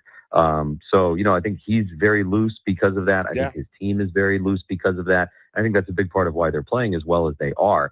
But because he was their farm director last year, he was randomly doing his once a year press conference about the state of their minor league system when we were here, coincidentally. So I popped in just to kind of mess with him a little bit and give him dirty looks. And so, I caught up with him after that. We had a really nice chat. He's a fine man and all that. And obviously spent a lot of time with him when he was the Padre manager. So we caught up last year when we were here. And so, that was nice. And then, we talked during BP yesterday and kind of got the lay of the land about everything that was going on with the Mets and, talked about family and that kind of thing too. So it was good to see him. And obviously, look, they're now 23-22 since he took over. Yeah. And that team was in a world of hurt, as I think everybody knows before that. So, certainly a ton of credit to them. 4 straight. They won 4 straight. Yeah. Yeah, they're hot. Now take us through the first 2 innings from your perspective, Jesse, just kind of how you saw it unfold on the field. As I think Kevin Acey did the research back to 1920, never had a team thrown out 3 times at home plate in the first 2 innings in baseball. Yes. We had that on the broadcast, and I think the 4th inning last night, we were able to dig that one out. Nice. Yeah, look at us. Now we might have stolen it from the Mets TV broadcast, but we had it on our broadcast. Perfect. Yeah. That's how the great ones do it. So I mean, the first one, it was it was fresh in my head. The bench had gotten somebody on the Nationals both Saturday and Sunday. So that was the first thing I'm thinking is he can do this, right? And that throw was crazy.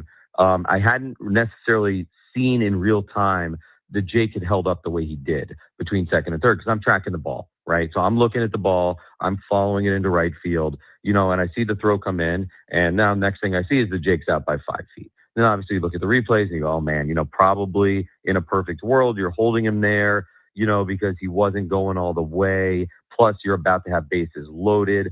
Nolan McLean's obviously on the ropes. He's not settled in. He's not right at all. So that was kind of my read on the first one. Then the second one, it's all right, he's going to have to make a perfect throw, but it's holy, I can't believe it's just happened again. Are you serious? And then, Campusano gets forced at the plate. That one almost feels like, a cruel joke, right? Oh, another out at home. Right. Awesome. And then, the last one, I see Xander going through the stop sign. But you're in your head, you're all right, at least it's not Benj, because it's in left field this time. But also my thought as I'm looking out to left field is, boy, Ewing sure looks shallow.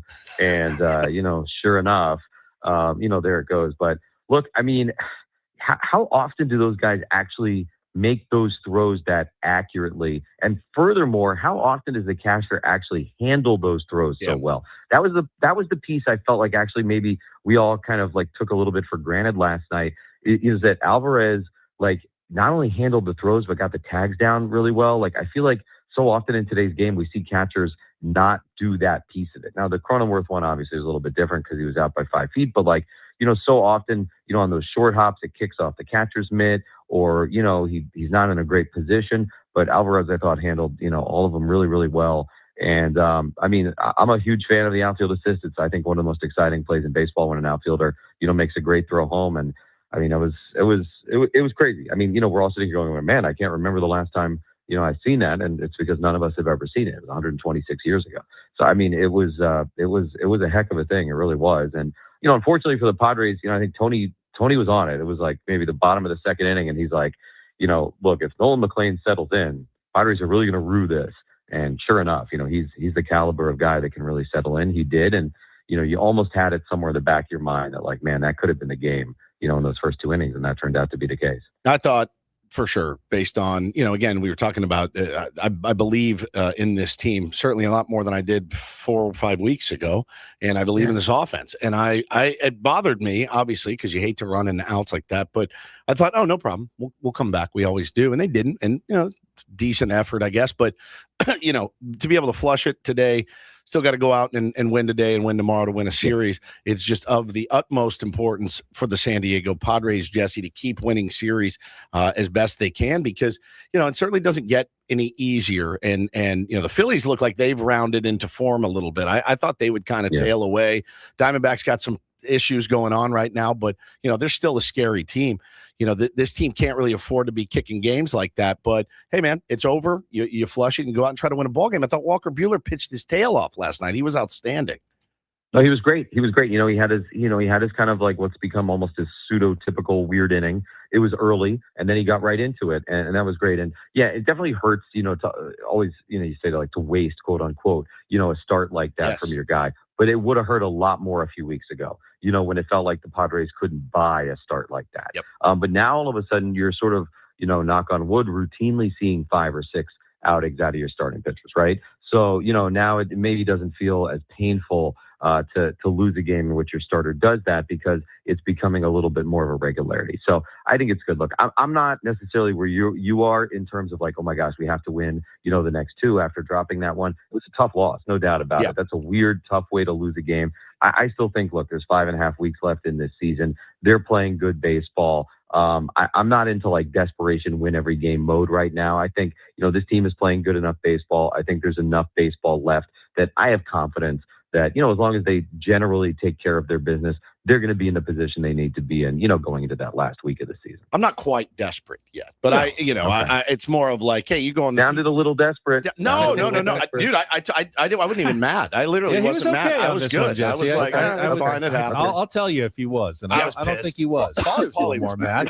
So yesterday I'm grabbing some lunch, and I flip on MLB radio on my car, and lo and behold, who do I hear on with Ryan Spilborghs and CJ Nitkowski, other than Jesse Agler, doing an interview from New York. And thought before you go on, I want you to know, they tried to give me an incorporator word, and I rejected it outright. I did. Oh, they did. I didn't hear the end. No. So no, I'm kidding. So I thought you made a really good point, though, and they asked you about Craig Stammen and how he's done as manager. And I think Woods and I have sort of talked about this a little bit, but you went on and talked about how Craig kind of had to be talked into the job, and how family still a huge priority for him. And he's not the kind of person who manages as though he cares, like if his job's on the line. And that actually could be his greatest quality, that he can manage unafraid, because he didn't necessarily want the job in the first place. And it is almost like frees him up to make the right decisions where, you may criticize it, but I truly believe in what I am doing. And I don't really care what you think. Did I kind of get the gist of what you were saying there?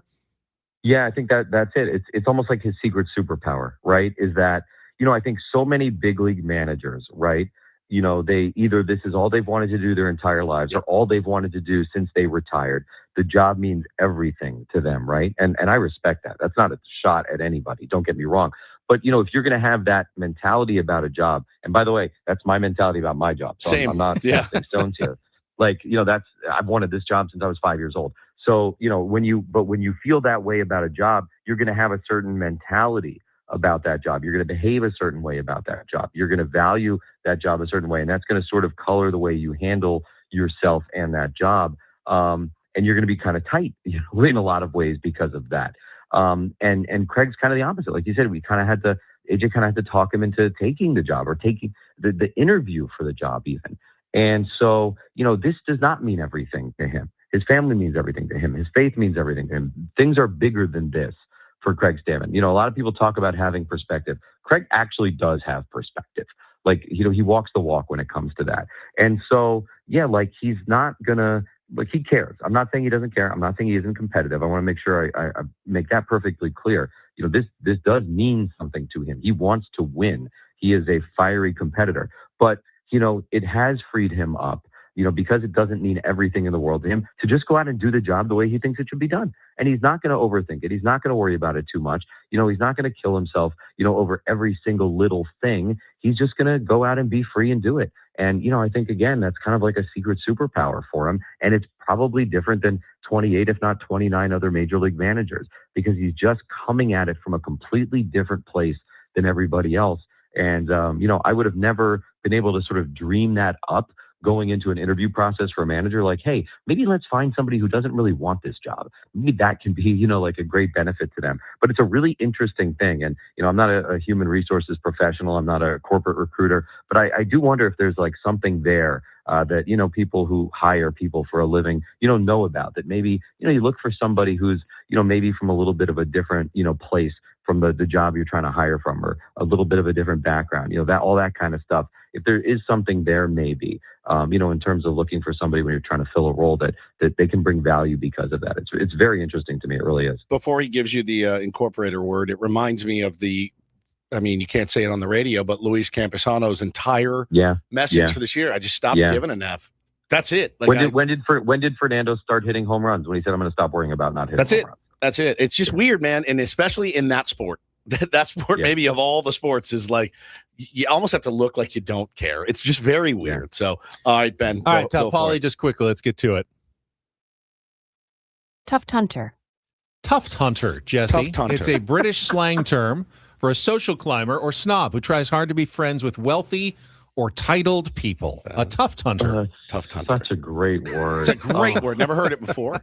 Tuft hunter. Tuft hunter. Can I give you guys an incorporator to use in the Greupner interview? Yes. Oh yeah. God, wow. I'm kidding. No, do it. I'm kidding. It's an ownership interview. That's do true. it. That's true. No, we actually have to keep moving because Eric's probably standing by and ready. So, Jesse, appreciate it. We'll hear from you at 4:10 Pacific today. All right, guys. Have a great day. All right, Jesse Agler, voice of the San Diego Padres. And, we are going to turn right around. And when we come back at the top of the hour, Padres CEO Erik Greupner, with the new ownership coming in, get his thoughts on yesterday's approval and more. Coming up next with Ben Woods on San Diego's #1 sports station, 97.3 The Fan.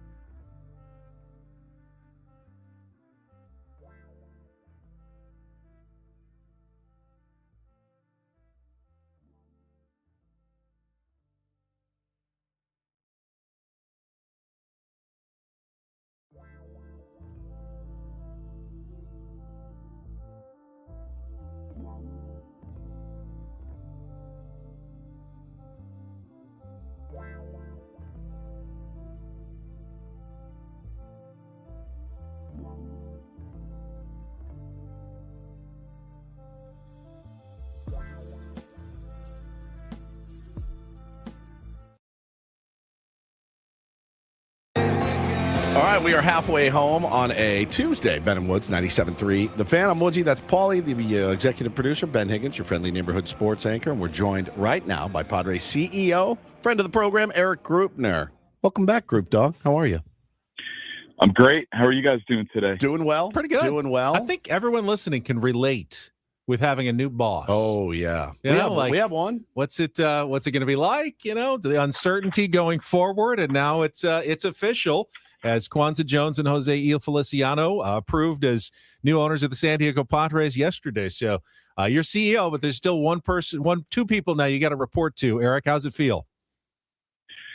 Feels great. You know, I've had the opportunity to get to know both Kwanzaa and Jose really over the last, 6 months as we've gone through the process with the sale of the team. And they were one of the groups that were in it from the start and obviously stayed in it till the end. So had a lot of opportunities to spend time with them at their home, various places over that period of time and really just get to know them as people.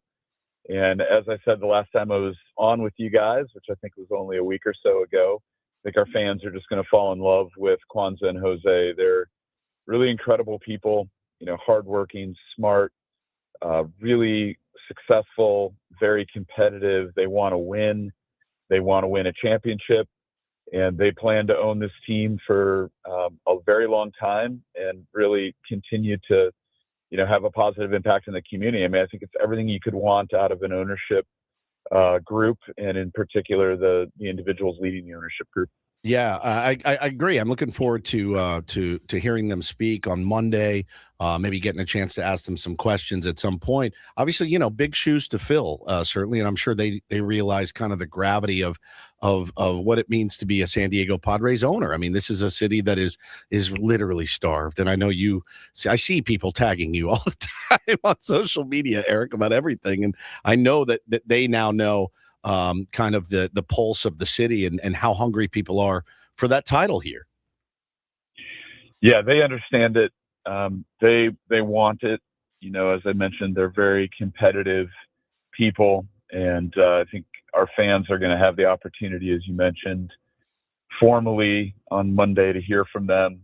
We're going to have a press conference at the ballpark where we will introduce Kwanzaa and Jose as the next owners of the San Diego Padres. And I think it'll be a great opportunity for fans to hear directly from them about their passion for winning a championship, what that means to them, why they care about that, how they see both the Padres and sports and baseball in general playing such a critical role in unifying our communities and our fans and San Diegans. And I think it's just going to be outstanding. And you mentioned big shoes to fill, no doubt about it.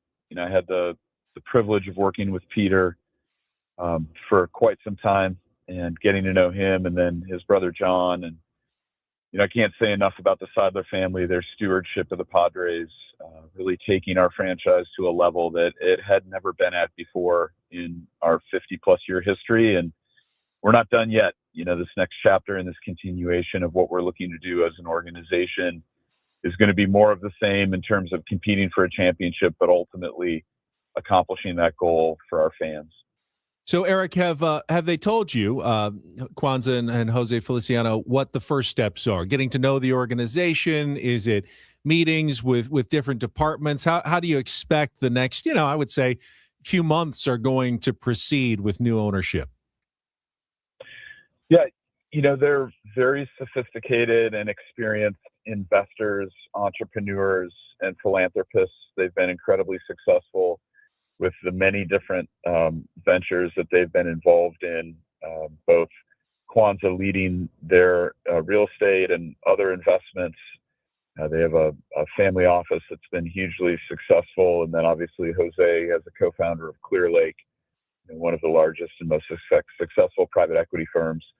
So, I think they're going to bring a very similar approach to the Padres as they've brought to those other businesses and business ventures. And, I've noticed, they're really good question askers, which I think is a sign of high intelligence and experience, is to start by asking questions and understanding and then from there, making decisions on the best path forward. So I think there'll be a process on the front end where they'll get up to speed even more so on the Padres, and do that through asking questions and building relationships. And I expect that that's going to be the first 60 to 90 days, and we look forward to that.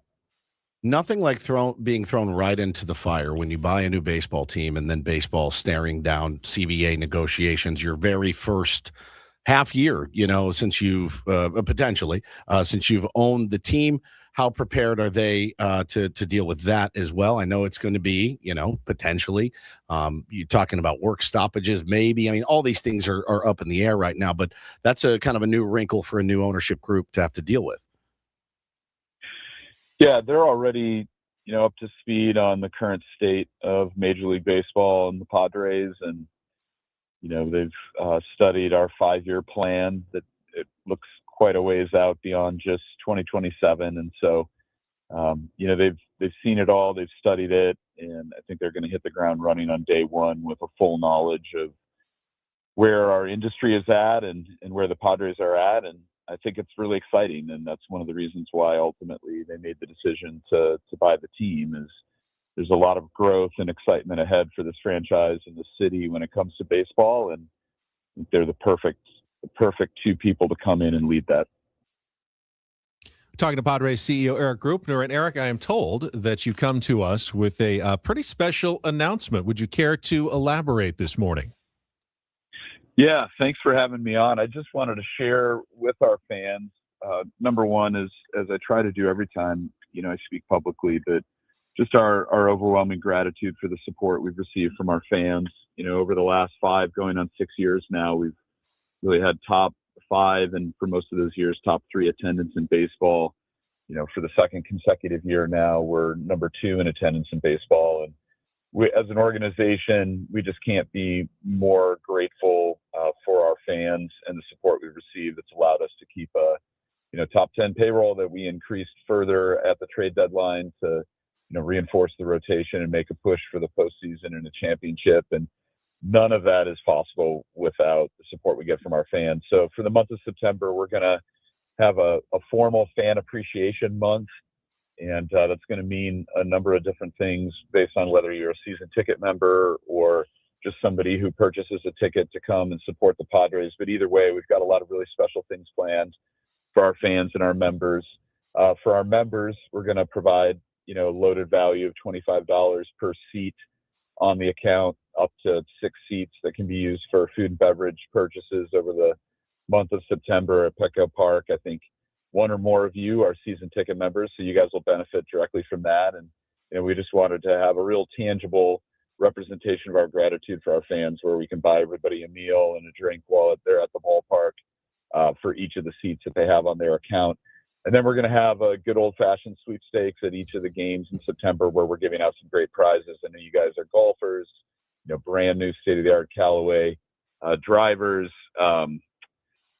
Soapy Joe's annual membership, new Bravia 4K HD TV from Sony, gas gift cards. I think everybody can appreciate that these days. Turtle Box speaker, which is really cool, and a lot of other great prizes. And we'll be giving those out every game in September to fans. And then we're going to have a number of different surprise and delights and different things that are going to be happening over the course of September. So 12 home games in September. We need the support from our fans like never before as we push for the postseason. And, every game really matters here down the stretch. And along the way, we wanted to, do a number of things to just say thank you for that support. Now, Erik Greupner, Padres CEO, joins us. I'm perusing the what do you call it, press release here, and I'm looking and I see the National Series is highlighted September 7th through 9th. I noticed there's an omission of the Ben and Woods first pitch on September 8th. Probably an oversight, no big deal. It also happens to fall on the same night as the Fernando Tatis Jr. City Connect bobblehead. So I just wanted to put this in your ear. If you see asses in the seats that night, it's because of the first pitch, not necessarily the bobblehead that you're giving away. Just throwing that out there, September 8th. Make sure everybody is at that game to be sure. I love it. No, not an oversight. That's its own press release. That's how important it is. So, That's such a good answer. That's Such a good answer. It's coming later. That's going to be coming out at a later Okay. date. Just keep A little closer to the event. Perfect. Makes sense.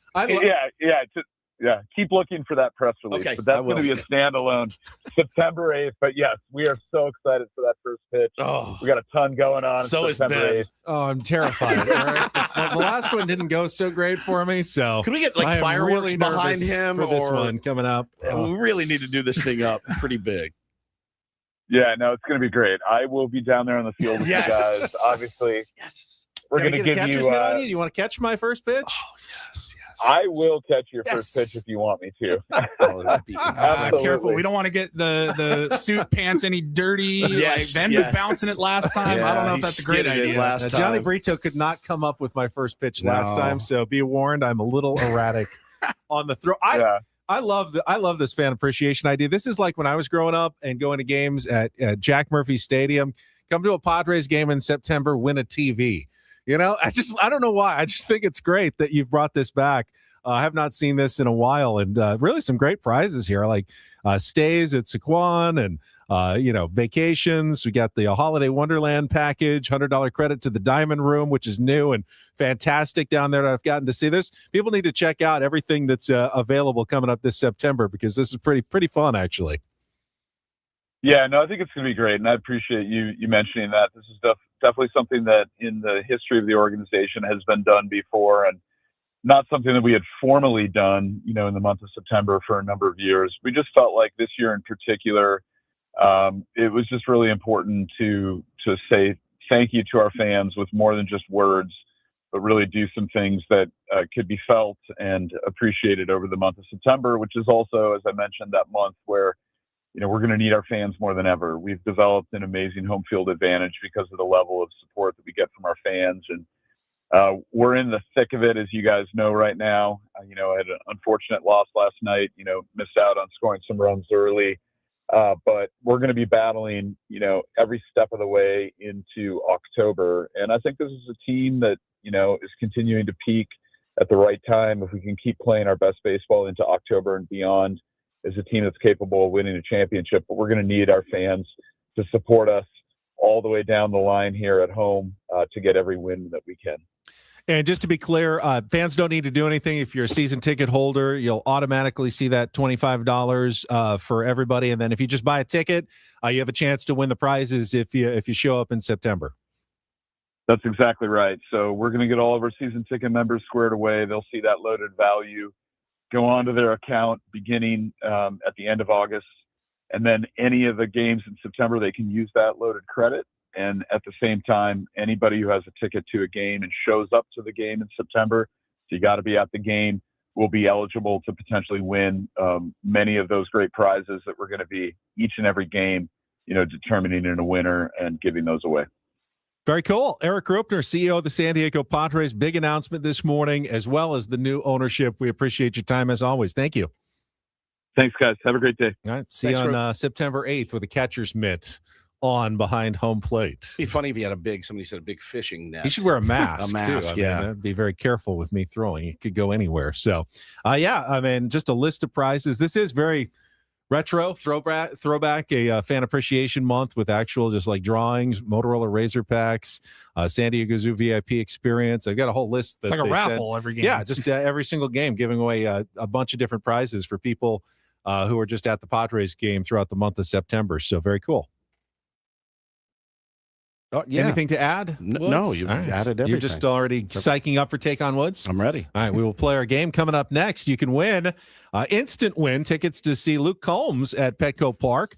Or if our contestant doesn't win, everybody else is going to get a chance, like yesterday, to claim those Luke Combs tickets, because we're giving them away one way or another. But the first opportunity goes to our Take on Woods contestant. If you'd like to be that contestant, you can call now, 833-288-0973, 833-288-0973. Play our game when we come back with more Ben and Woods, broadcasting live from the Bill House Studios. We know how, on San Diego's #1 sports station, 97.3, The Fan.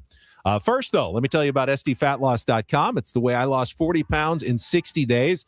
Did that 3 years ago, and I think that's kind of one of the key things about this. I've kept that weight off for 3 years because SDFatLoss.com is a different kind of program. It's the first one where I've lost the weight and been able to keep that weight off because it was based on real foods. I had tried the other plans, including the shakes and the bars, meal replacements. Didn't work for me. I lost weight, yes. Couldn't keep it off. Switching back to food. You're not going to eat that stuff forever, but you can't eat the same foods that you're eating on SDFatLoss.com because it's chicken, it's steak, it's fish, it's proteins, it's stuff that you normally eat.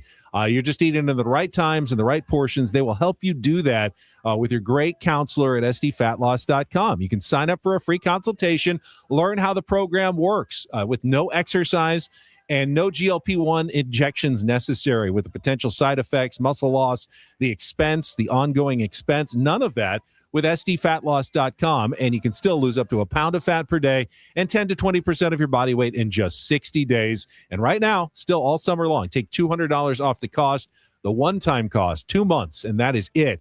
You can be a brand new you in just a couple of months at SDFatLoss.com. That's SDFatLoss.com. Results may vary.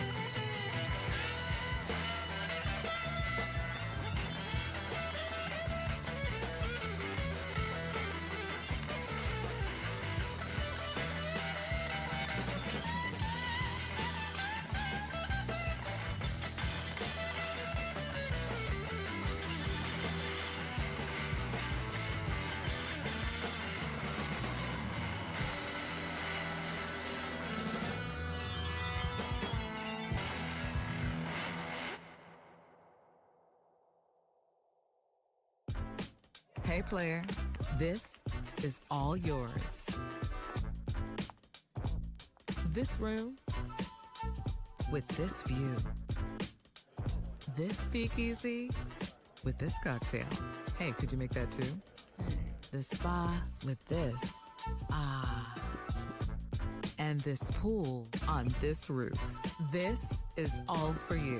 The all-new Hamul Casino Resort, now open.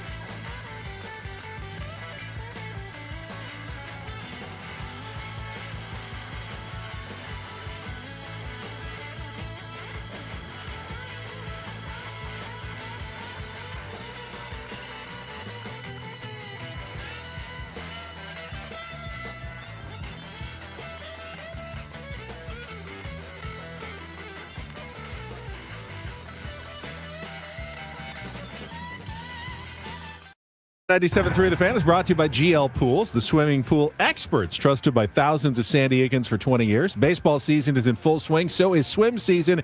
Make sure your pool is ready. Call now, mention radio for 20% off new service plans in 2026. Well, I finally did it. You broke him? Mission accomplished. Kluger was in there. He goes, well, just so you know, I'm ending all communication between us. I said, all right, fine. I go, Johnny Van Zant is from Leonard Skinner. That's the one that got you. An interview.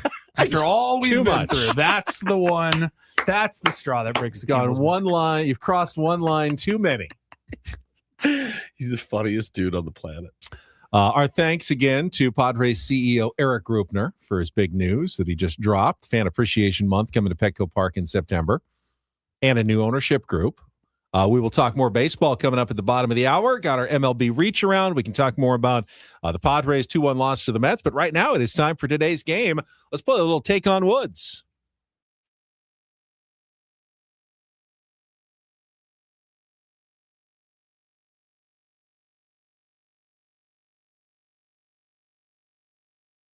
Take on Woods brought to you by Bay Alarm, security and fire alarms for every business. We got you. We got Kyle this morning as our contestant. Hello, Kyle. Good morning. Good morning. You are playing for yourself, a chance to win instantly. Tickets to Luke Combs at Petco Park on June 26th. Ticket info at lukecombs.com. Everybody else is cheering against you because if you don't win, I will open it up to the rest of the tier ones, but you get first crack in our game of Take on Woods. 5 questions, trivia against Woodsy. You beat or tie him. The Luke Combs tickets are yours. And here are your choices. Wild card is out. So we've got our music category, which is called Pauly. Give me the over. Give me the over. Matter the juice. 5 songs with the word over in the title, all 2-second songs. Movies, The Final Frontier, 5 movies with the word space in the title. And TV, from Bait Boy to Bait Man, Jason Bateman television series from childhood to adulthood. So would you like to play music, movies, or television, Kyle? I got to go with give me the over. Give me the over. Give me the over. No matter the juice. Well, the juice is the Luke Combs tickets, and you got 5 songs, all with the word over somewhere in the title. You'll have 60 seconds to identify as many as you can. Remember, you need to give me both the song title and the artist to score the point. You go first, Woods goes second, and we will compare at the end. Kyle, are you ready to play?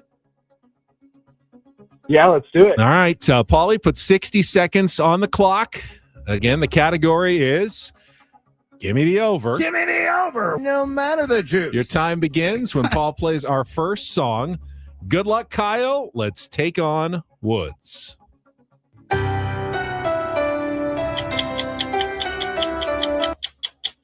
Pass. Second song. Over My Head by The Fray. Correct. Song number 3.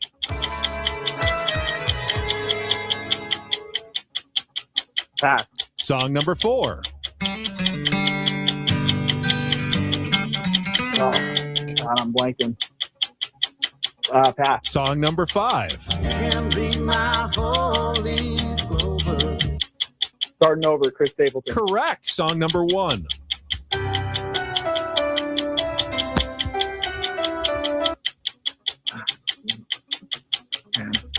I don't know. Not going to happen. Song number 3.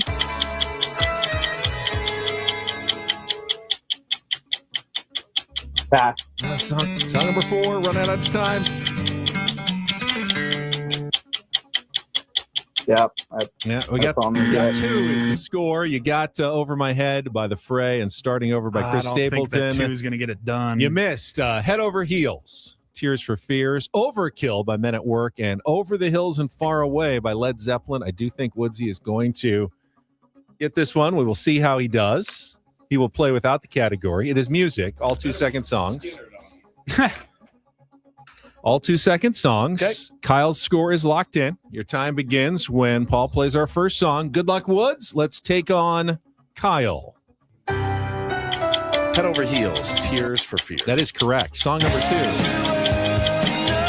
Over My Head by The Fray. Correct. Song number 3.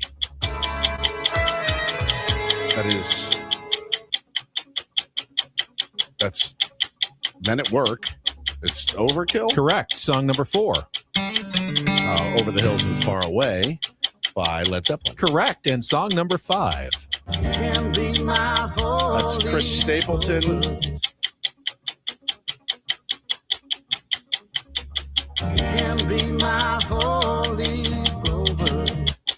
Head over taint. The next 2 words are the song title, but incorrect. What is it? Starting over. Starting over. But you got 4, and What you was win the it 4-2. category? I thought it was What was head. the category, I Paulie? thought it was head. Give me the over, no matter the juice. Last week was take the under. This week is give me the over. But wait, head over heels. Head over heels, over my head, overkill, I thought it was over head. over the hills and far away. Here's and a- starting over. That'd be an interesting There's category. 2 heads in the first 2. That's what I was got like, you thrown off. Look at this pervert. I didn't even notice that. No, over is the category. Oh, my That's God. why you got so confused on Men at Work. Yeah, I was like, I know this song, but there's no head in the title. Yeah, no, over. Did I win? Yeah, you did win 4-2. Okay. Which means that opens up the prize to everyone else. Kyle, thank you for playing. But we got the Luke Combs tickets to give away. If you want to be the 4th caller right now at 833-288-0973, 833-288-0973, you can claim those Luke Combs tickets for next June 26th at Petco Park. Why don't you tell everybody what your original incorporator word was going to be until I had to shame you out of it this morning? Do you remember? Was going to be, yes, it was going to be turncock, a valve for regulating water flow. Nothing dirty about that, but you nixed that one. Yep. I nixed it. I did. I said, come on. Could have been turn spit. That's a person who turns a roasting spit. That's a real word? Yes. It's the turn spit. Is it a noun? Like you are You're turn the turn spit? spits. Yes. You're the one who's turning that roast pig over and over again manually. You're the turn spit today. Bill, you're the turn spit today. Like, I want to be the turn swallow where I just eat what they've turned and then just Then eat it later? everything later after it's already off. Don't have to do any of the work. off the spit. Speaking of that, we have our Odyssey barbecue today. We do. But you have RSVP'd, unfortunately, your regrets. Yeah, I'm unable to attend. Paulie and I'll be there. Good for you guys. I'll be there, I'm yeah. unable to attend the 11:30 barbecue. It was actually quite It was good. really good last year. The I went food was last year. outstanding. So I went last year. It was good. It was delicious. I'm watching my figure, and I have to go to the gym. I have many, many, many things to do before I pick up the kids for school. all right. Should we save you a plate? No, I'm good. Some leftovers? Anything like that? No, I'm good. All right. There's a well, lot of beer and water in the beer. fridge. I'm assuming it's for you guys at the I barbecue. I would be surprised if this was Okay. like a beer barbecue. yes, a full on alcohol party in that. I saw some beer in the fridge. That's I all believe I'm it saying. starts at like 11:30 on a work day. Yeah. So, Well, I mean, things go. in the old days, like Mad Men, they had, Yeah, drinks all He's day. drinking scotch Cigarettes, at 9 a.m. 3 martini lunches, Yeah. and then we come back to work in the afternoon. Whatever happened to those days? People started dying at 48.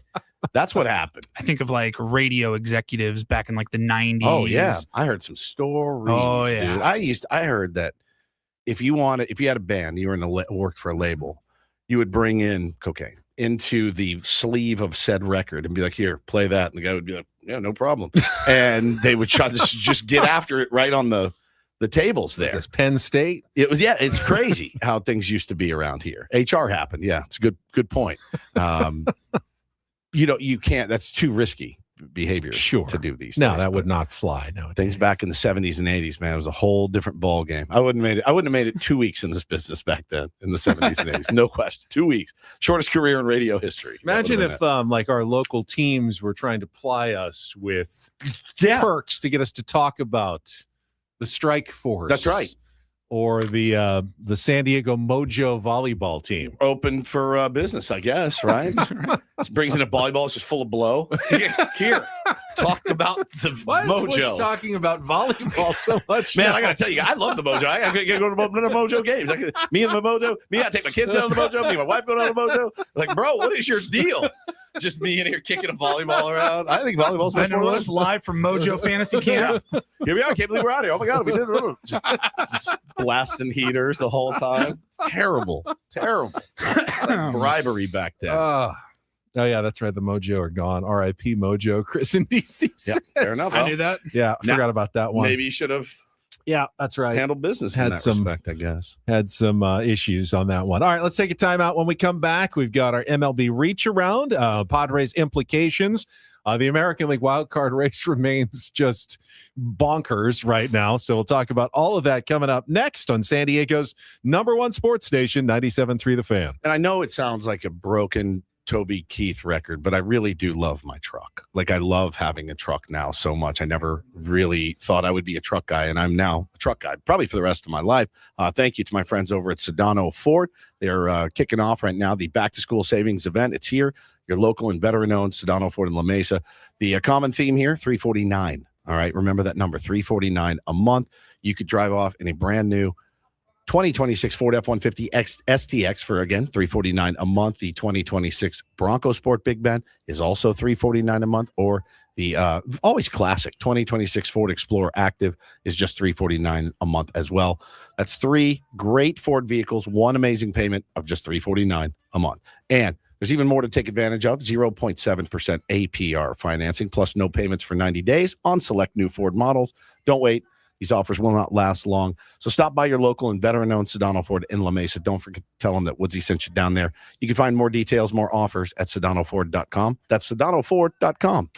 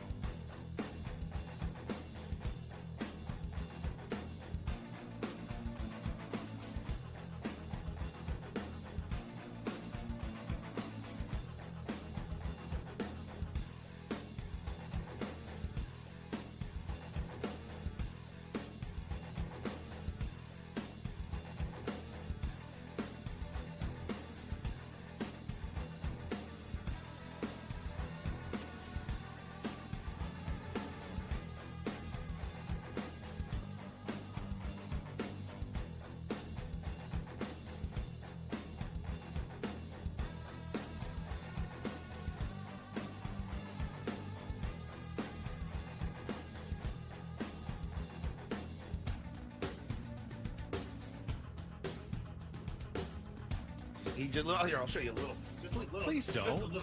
What hurts on you? Nothing at all. A little bit. Not that now. So let's say whatever you're about to touch is the only thing. Let's say It's gonna hurt. Right? All right, yeah. Okay. Pretend your knee hurts. Pretend your knee. It's going to in a second. Right here.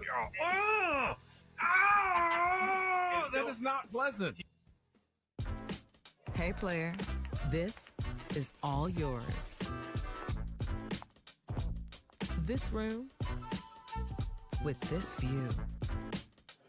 This speakeasy with this cocktail. Hey, could you make that too? The spa with this. Ah. And this pool on this roof. This is all for you. The all-new Hamul Casino Resort, now open.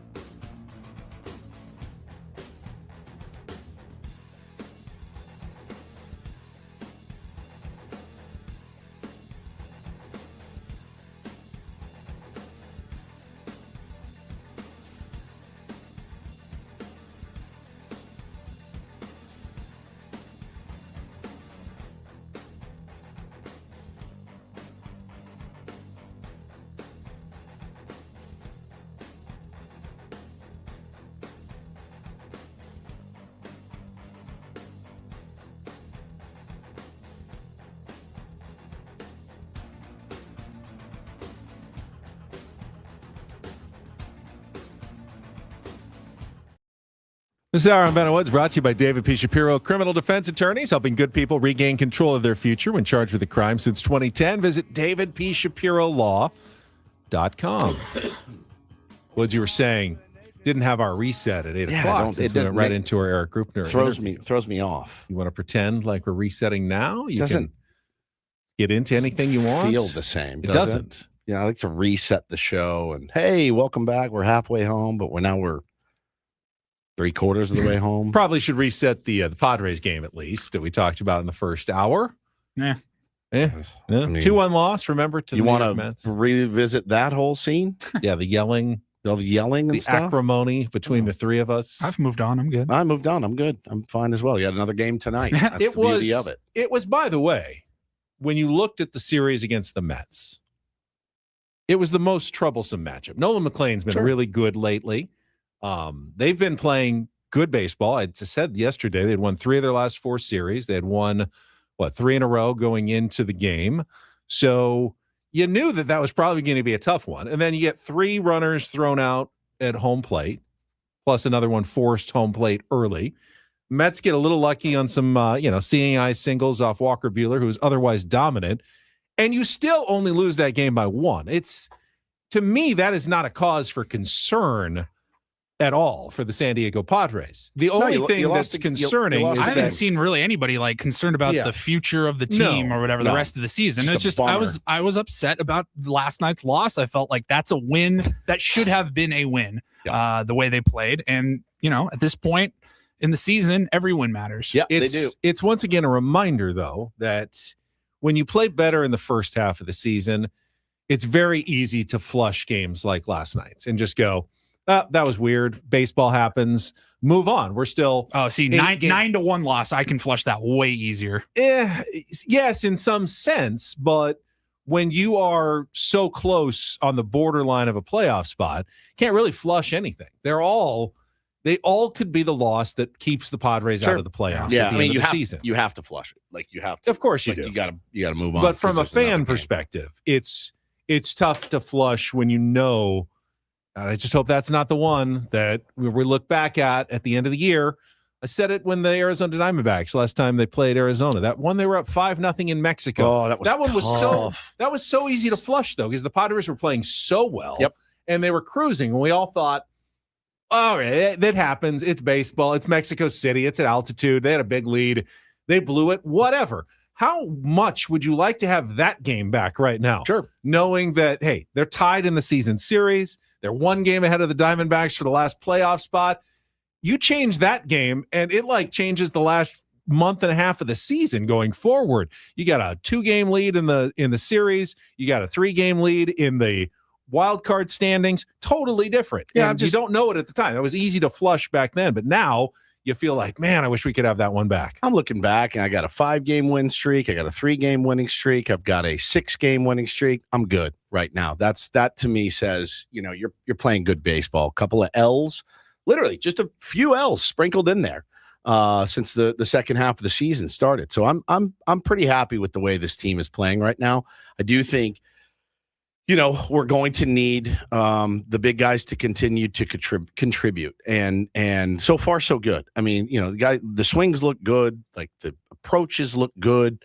They're hitting the ball hard in some cases, and listen, let the chips fall where they may. You got to go out and beat tonight Zach Thornton, who is a guy that you should beat. You should beat him. I will also point out that the first game of series have been somewhat problematic, even in the second half of the season. They obviously lost against Kansas City to open the second half, lost the first game in Atlanta, lost the first game against the Giants and then won the next 3, lost the first game in Arizona and split the 4, lost the first game against Houston, then came back and won the series. Yep. So this has been kind of a bit of a recurring theme for the Padres. They have bounced back after a lot of those first game of the series losses. Now they've put themselves in position where they have to do it again against the Mets here in 2 games in less than 24 hours when they, we'll be getting ready almost to wrap up our show tomorrow at this time. So they got 2 games quickly that they can win and still finish with a winning road trip, and everyone's happy. But they got to win them now. Yeah, Tatistic says soft tossing lefty rookie Padres kryptonite. Yeah, I would have said that a while ago. They're handling guys like this right now. They're handling. They're really they handled McLean last night. I thought they hit him pretty well, but you let him settle in. You didn't put your foot on the throat. It's okay. You're gonna go out. Got to find a way to win today. Find a way to win tomorrow with Michael King on the bump, and come home, feeling pretty good about that road trip if you can win these 2 series. All right. Turn your mic. All right. As for the rest of baseball, let's get to our MLB reach around. Are we not doing the reset? I thought we were. We just did. Oh, we did. And that now was a Padres. That was on a reset. You said you didn't want to. No, I didn't. Oh, I thought you said you didn't want to. No, I was just hold on. No, it's fine. We'll get to the MLB reach around next hour. No, we can do it right now. Go ahead. Right. You're in the zone. Stay in the zone. Do the show, bitch.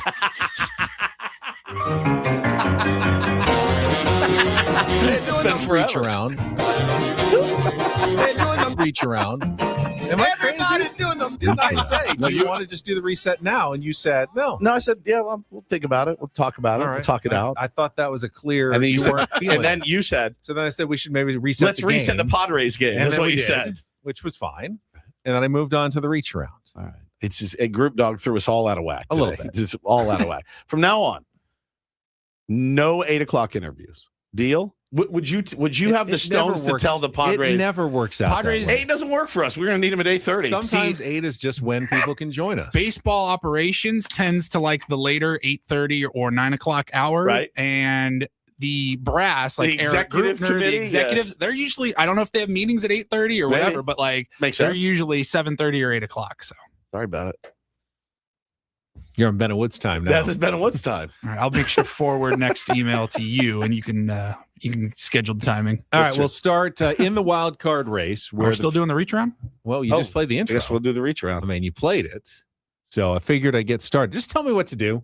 Can you just tell me what I'm supposed to be doing right now? Get to your reach around. What is Adam babbling about in the chat? He says, so it's possible to think about something and then change your mind. What does that mean? Yeah, he was trying to get you to change your mind about Johnny Van Zant. Yeah, but I said no. I know, and he was trying to get you to change your mind, get you to but think I about never it, actually and then said change no your about the reach mind. around. He needs to be out of our chat. Don't you have something better to do? Isn't Three Dog Night coming to town at some point? You're trying to line up some tickets to give away. One is the loneliest of. What, you really don't want to interview the next replacement singer of Three Dog Night on your morning show? Why? Go ahead.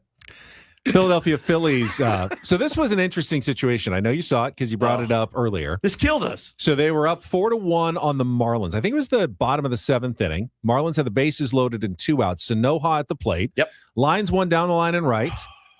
Clearly a fair ball. Like so clearly Going to fair. clear the bases. Otto Lopez is off and running from first base with 2 outs, but the umpire foul. Marlins, of course, lose their mind. They go, it's fair, but you can challenge a ball beyond first base. So they do. They replay it and they go, oh yeah, that was totally fair. We blew it. And they say, yep, 2-run score. And the Marlins go, no. That was a bases clearing double into the corner. There's no way we weren't going to score from first base. And they go, we can't do that. Can only give you the 2 bases. So they send Otto Lopez back to third. Next batter strikes out. So instead of tying the game at 4, they were down 4-3, and they ended up losing by 1, 6-5. Phillies get the win and move a game ahead of the Padres in the wild card standings. So the review, that was a crew chief review? No, you can challenge. I thought you couldn't challenge beyond first base. First. Okay, it's got to be beyond. It's got to be beyond. Before first base, you cannot challenge it. Beyond first base, you can.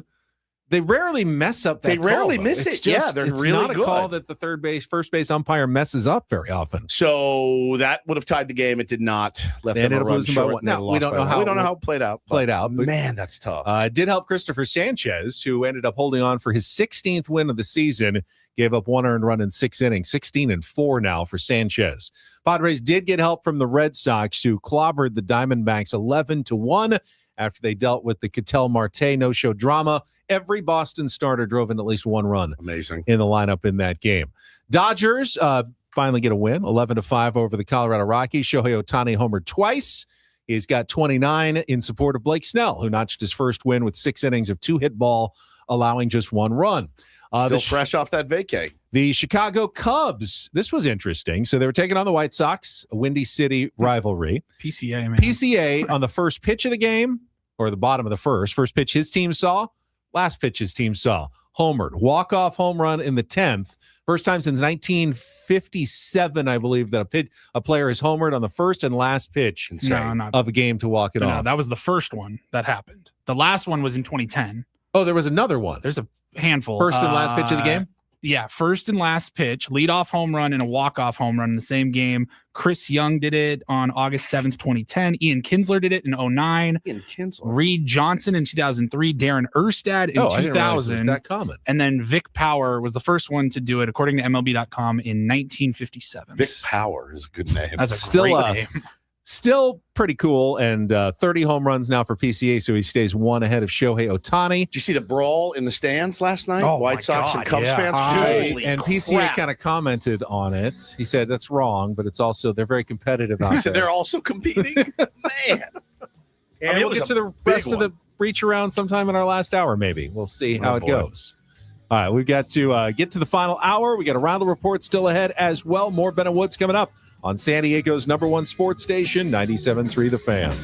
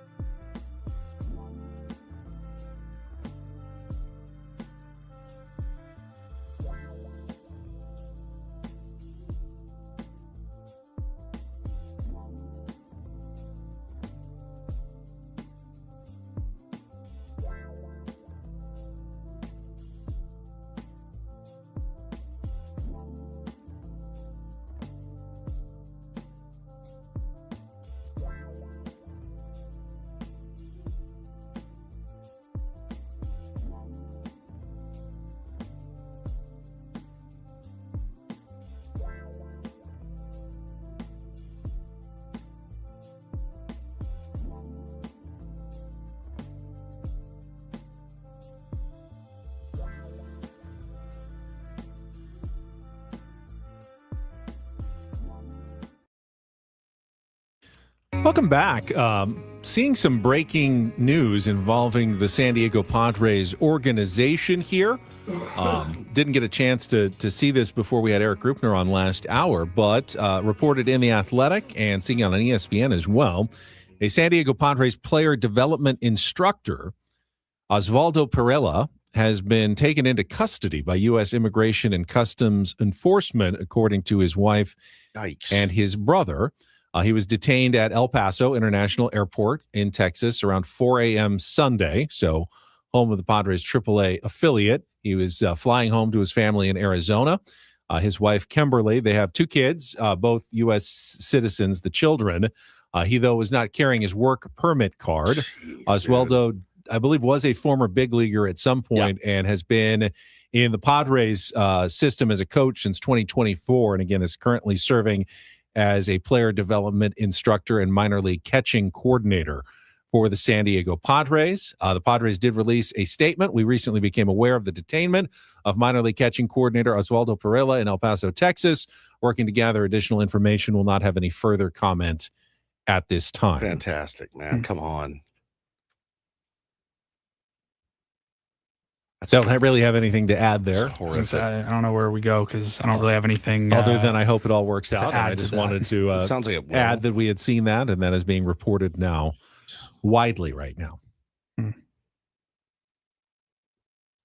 Then you saw something about Ketel Marte just now? Oh, God, yeah. The update on Ketel Marte is that now he's flying back to Arizona to get an MRI on his knee, which is very, very, very odd.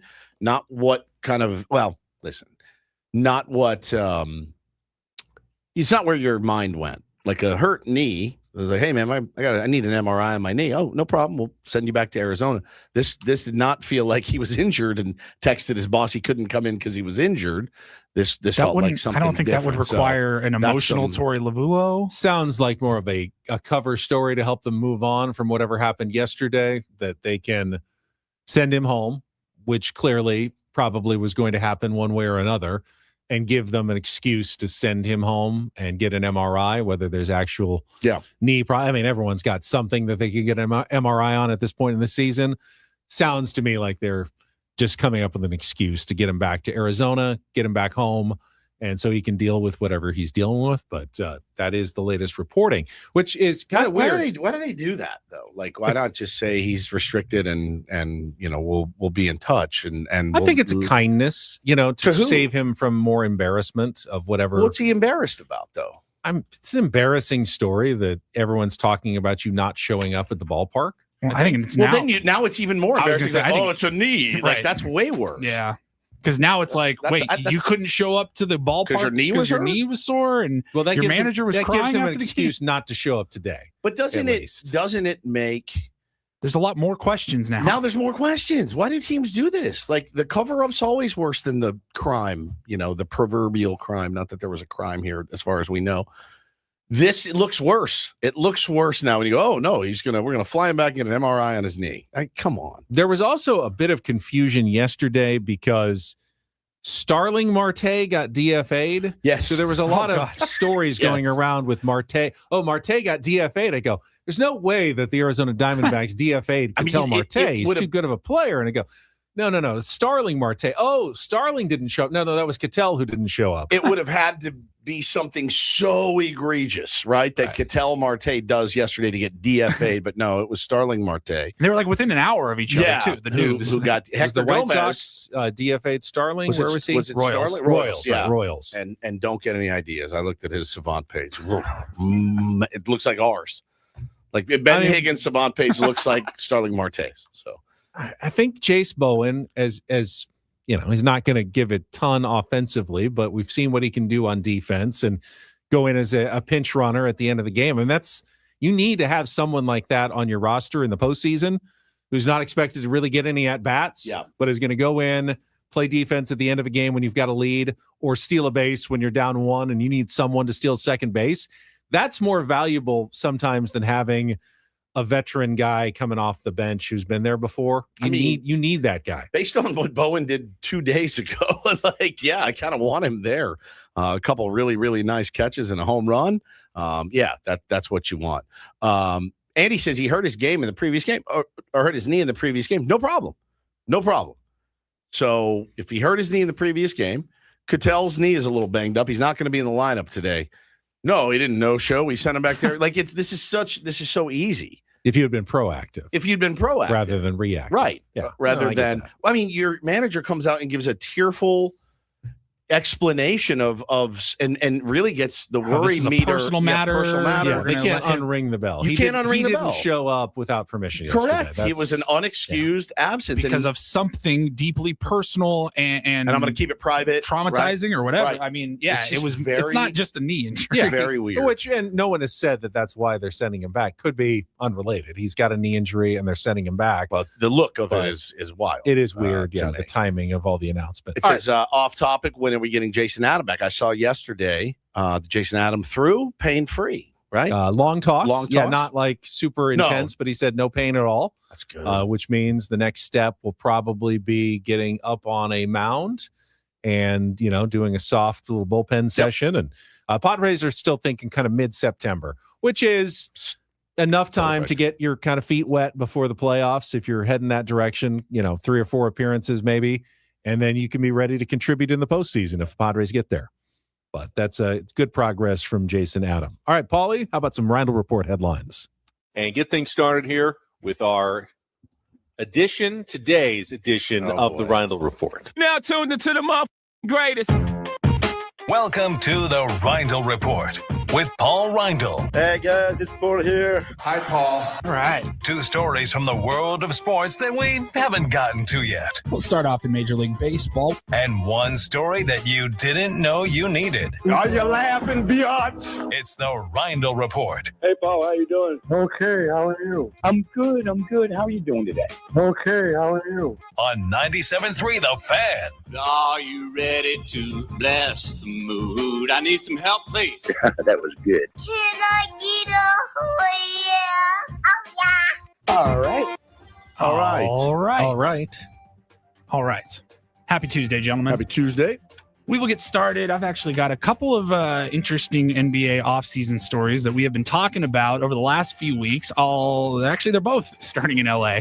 We will start with the Clippers. I don't think we got to this yesterday on the show, but we've been talking about the Steve Ballmer, Kawhi Leonard.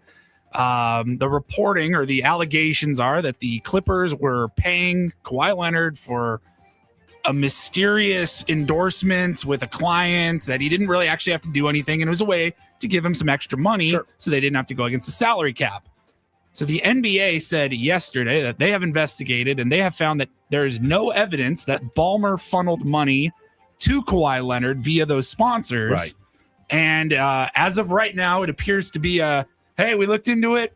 Nothing to see here, even though people respected journalists like Pablo Torre. He won a Pulitzer Prize for Pulitzer, yeah. Shams Charania locked in with the NBA. Ramona Shelburne was reporting on it. And all of a sudden, the league just jumps in and goes, yeah, we looked into it. Couldn't find anything. So now, Steve Ballmer is a very influential owner in the NBA. Very influential. We said when this all happened, all right, pay the fine and move on, right? None of this really makes you oh my God, the integrity, the integrity of the game. None of that. It was more of all right, dude. It's extremely believable. It's by believable, 100%. This isn't believable. Tinfoil cap conspiracy theorist. I'm sure there's been plenty of teams that have circumvented salary caps and hooked up players with, But the funny part is I too love doing my own investigations. I looked into myself. There's nothing wrong. I'm good. Totally fine. I do think that there is a gray area that the NBA maybe has created on purpose where it's not only allowed, but it's encouraged for teams to introduce their players to potential sponsors. Hey, we have a relationship with this company. They're interested in you. I'm going to give their number to your agent. You can go out and then work on a sponsorship deal yourself. That is actually not only not illegal, it's encouraged by the NBA to try to create those partnerships. So it is probably very difficult to say, well, where did you cross the line? Did you introduce them to aspiration, or did you funnel money to aspiration to then give to them? Whose idea was it? how can you ever totally prove exactly the chain of events that led to Kawhi getting money for a sponsorship, which every player gets money for sponsorships from team sponsors all the time. That is not uncommon. But I mean, Pablo Torre, not Pablo Lopez, he's a pitcher. Pablo Torre had a paper trail and did like emails. A Pulitzer Prize winning investigation into this. The league did their own investigation. Said, well, I think it's super shady, but again, how can you actually prove that it was more than just a really bad endorsement deal? And how is it different than the 80 other player endorsement deals with team sponsors that are going on around the league? I think part of the point is if you suspend Kawhi Leonard, if you suspend Steve Ballmer, every other team is probably guilty of this at the same time. You think? I think so. In some certain way, like to some level, every team is facilitating and getting their players in with their own sponsors to help them make extra money. It's like, as I said, it's almost encouraged by the NBA to do that. Yeah. Like, hey, you've got Saquon is a Padres sponsor. Joe Musgrove, I'm sure it was making money from Saquon. Now, there's no salary cap in baseball to circumvent. Well, there's your answer. But there is. Right. But in the NBA, so if there was a salary cap in baseball, could Joe no longer do a Saquon sponsorship? Because, well, not if the Padres they're a Padres said sponsor, and your Saquon is now giving Joe money as well. That's not part of his salary, though. But the Padres can't say if they're up against the cap and they're like, "Hey, bro, we would love to have you back. We've got $8 million, unfortunately. Yes, I know you want 25. Of course, that would be wrong. But we're going to get you $20 million from Saquon. It's just really hard to determine where the line is, where what Saquon wanted to do and what the Padres would want them to do. Same thing with the NBA. Like where is the line, and how do you prove that they crossed that line? Yeah, it was. I felt bad for Pablo because people then were like, well, obviously, since the NBA found there was nothing wrong, all of your reporting was BS. I'm sure he'll have a answer here soon, is my guess. Yeah, for sure. Very weird what's going on there, and it doesn't get any less confusing when you go to the other basketball team in LA. I really have no idea what is going on at this point with the Lakers and their transfer of ownership from Mark Walter now to Bob Iger and his team. The latest is that Jeannie Buss is contesting the Buss family's vote to sell their stake in the Lakers. And Ben, we were talking about it a little bit before the show. You got a little bit more of a grip on this than I do. This one's pretty clear. Jeannie got stabbed in the back by her siblings, Janie, Joey, Jimmy, Jesse, and Johnny. Maki, Ricky, Danny, Terry, Timmy, Tommy, Davey, Joey. Maki, Ricky, Danny, Terry, Mikey, those Davey, are Jerry Timmy, Buss's Tommy, kids. Joey, Jeannie, Robbie, Janie, Johnny, Joey, and Brian. Jimmy, Jesse, and Johnny are the Buss children. They all share ownership of the Lakers, inherited from their father.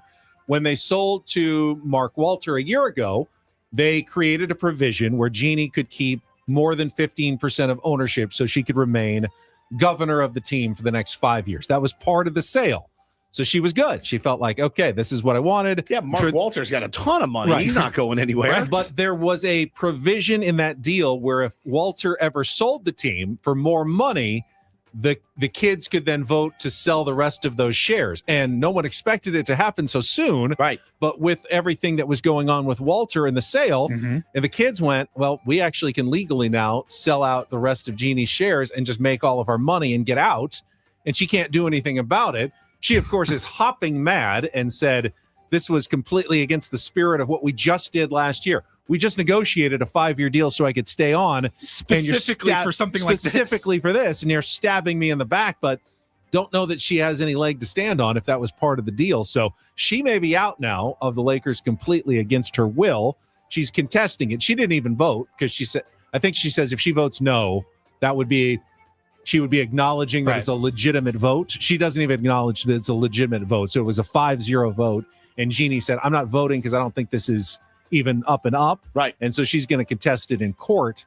We'll see if she wins. But my guess is she's probably out now as Lakers governor because you can't be a governor of a team unless you own at least 15% of the club. And it's also, there's a bit of a tie to the San Diego Padres here as well. Two right? of the Jays. I forget which two. I think it's Jesse and Joey used some of the money from the sale last year to invest into the new Kwanzaa Jones and Jose E. Feliciano ownership Joey group. and Jesse, I think. Yep. Joey and Jesse. Yeah.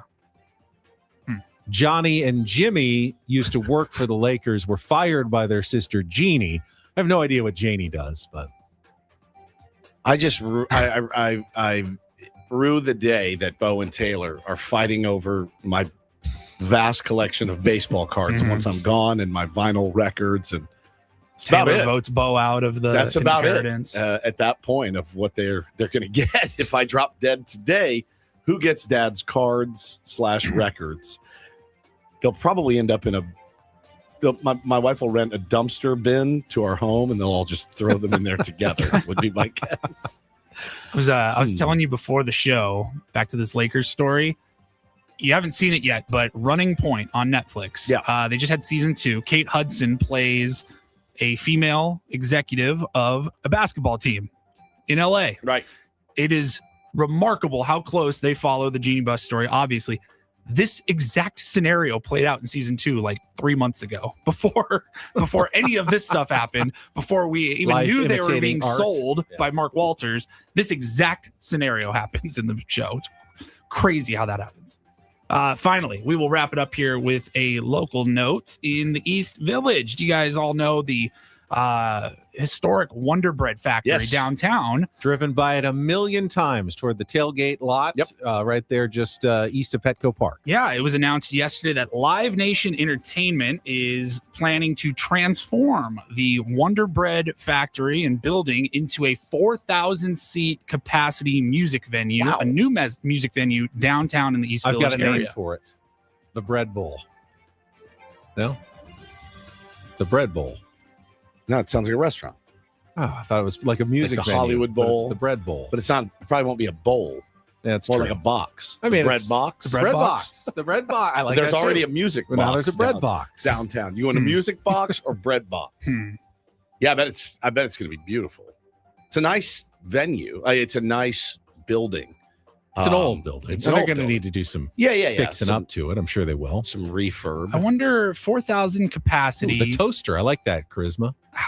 What would you say capacity is? It like Belly Up or House of Blues? It's not 4,000. No, the Belly Up's only like a few hundred. 300 or 400, I would say. Sure. Yeah. House of Blues can pack a little bit more in. I'm just curious, like, because their quote from Live Nation said, San Diego currently has no purpose-built venue between its small clubs and its large arenas. Okay. This project is designed to close that specific gap, giving artists at that stage of their career a room built for them and giving San Diego fans access to shows the city has largely missed out on, because we don't have a lot of those mid-tier venues right here in San Diego. You have the arenas and the amphitheater and the stadiums. Observatory is kind of mid-sized. Love the observatory. Yeah, I don't know what that capacity is. Yeah. Love it. Love seeing shows there. Adam says Belly Up is 600 capacity. Okay. So what's and there's no name or time or anything. And we just gave them the like observatory 3 is names. 1,700, so this is a little more than twice the observatory. So yeah, it's still that can get some pretty good bands that maybe aren't quite selling out stadium front tours. wave's about 5,000 now, so that's kind of a mid-level, but as well. They do concerts there? I think they've done a couple. Have they? Yeah. Yeah, what bands are playing there? Because you got the Noah Kahns playing Petco Park, right? You've got the Gallagher Square is kind of the mid-level as well. That's a good. When it's not all of Petco Park, Outdoor, but just Gallagher though. Square. So this will be more of an indoor venue. Yeah. Charisma trolley stop right there. Because I have noticed, I mean, over the years, you've seen a lot of the top acts in music. They don't really come to San Diego a whole lot anymore. They skip San Diego a lot. But no, I mean, look, I'm down for that. I hope it can sustain. You know, there's a lot of competition certainly, but maybe not in that size. Opens us up, maybe get some better shows, and bands will come through here now, which always blows my mind that they won't. But yeah, you got the sound. Yeah, the sound. Too. I went for a private party. The Shell. Not been to the Shell yet. Love the Shell. I saw Jack White's playing at the Sound next month. Is he at the Sound? Yeah. I thought he was at the Shell. No, he's the Sound. Okay. Maybe he's doing both, but tickets are like $300 each. Yeah, that's pricey. Sharon says the Magnolia in El Cajon is They beautiful. get insane acts. That's a really good spot. I've seen a couple of acts there. All right, well, we'll look forward to that in 2028. Thank you, Paulie. Busy You're area. welcome. All right, we'll take a quick time out. We'll come back. I do have a few more scores if we want to finish the reach around, although I don't. My God. You don't want an unfinished reach around, Woods. Do you? Married, so. Get to that all coming up next. Broadcasting live from our Bill House studios, We Know How, on San Diego's #1 sports station, 97.3 The Fan. Gambling problem? Call 1-800-GAMBLER. GEGE 0000466. For a full list of games and rules, play at 7 Mile Casino. Visit 7milecasino.com. If you're looking for a venue to play cards, I cannot recommend more highly 7 Mile Casino for California-style blackjack, Texas Hold'em poker, baccarat, or pai gow. It is the best venue you're going to find for card playing, maybe anywhere. I don't know the capacity of 7 Mile Casino, but not huge. It's not huge. It's not small. It's not small. And I know when we dingy. watched the opening day game there, they packed it in. They did. Fire Marshal might not have been all that happy. Correct. With us.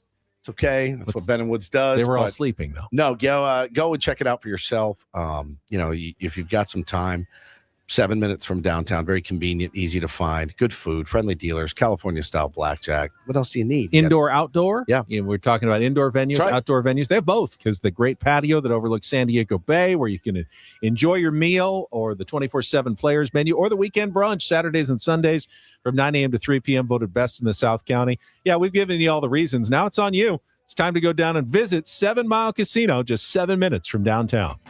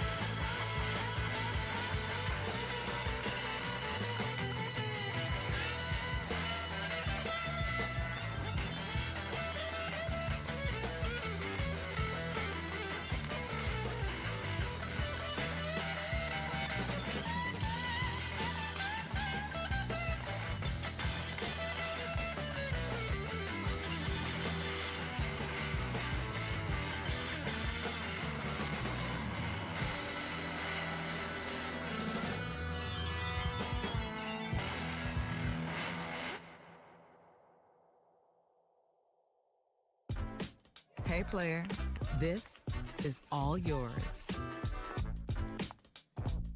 This room with this view.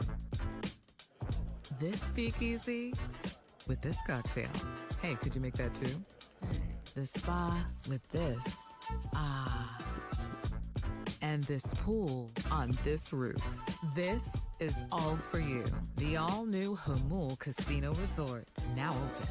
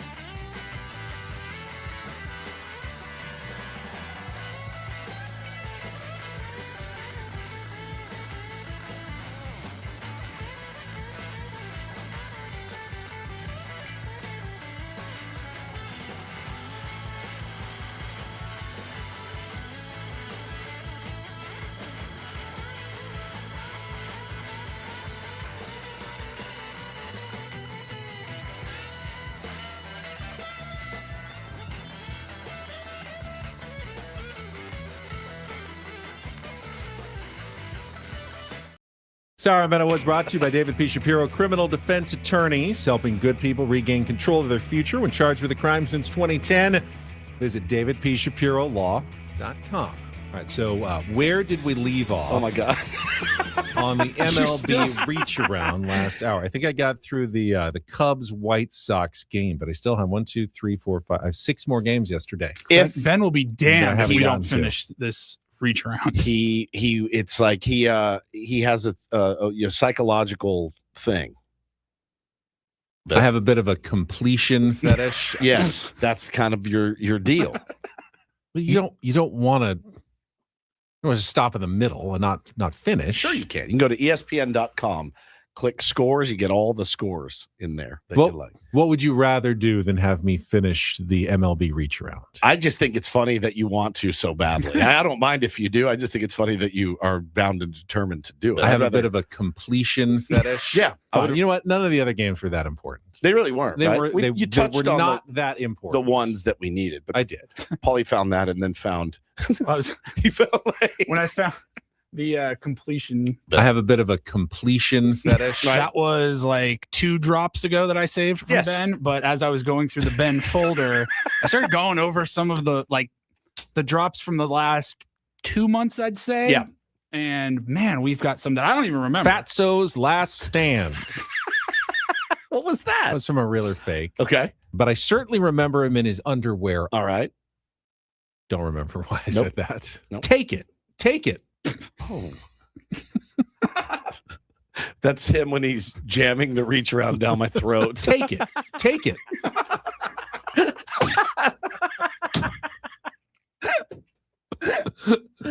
So farewell, Cooter. That was the passing of former Dukes of Hazzard co-star and Congressman Ben Jones. Oh, That's right. Of course. What was that one again, though? So farewell, Cooter. But the beef was quite good, I thought. Interesting. So I had great head yesterday for lunch.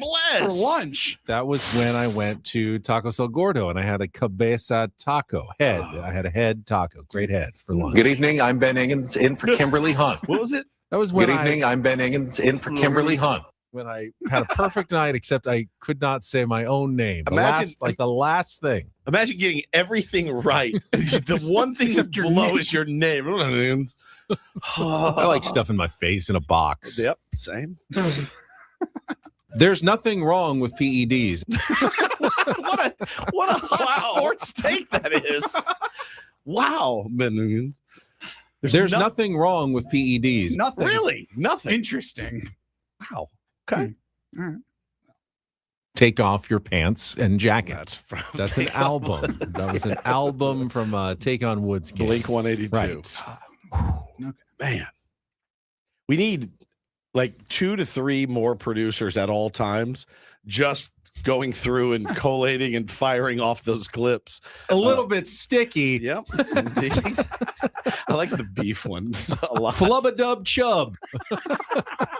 That was one of the hot dog places, yes. maybe? Yeah. In Chicago. Yeah.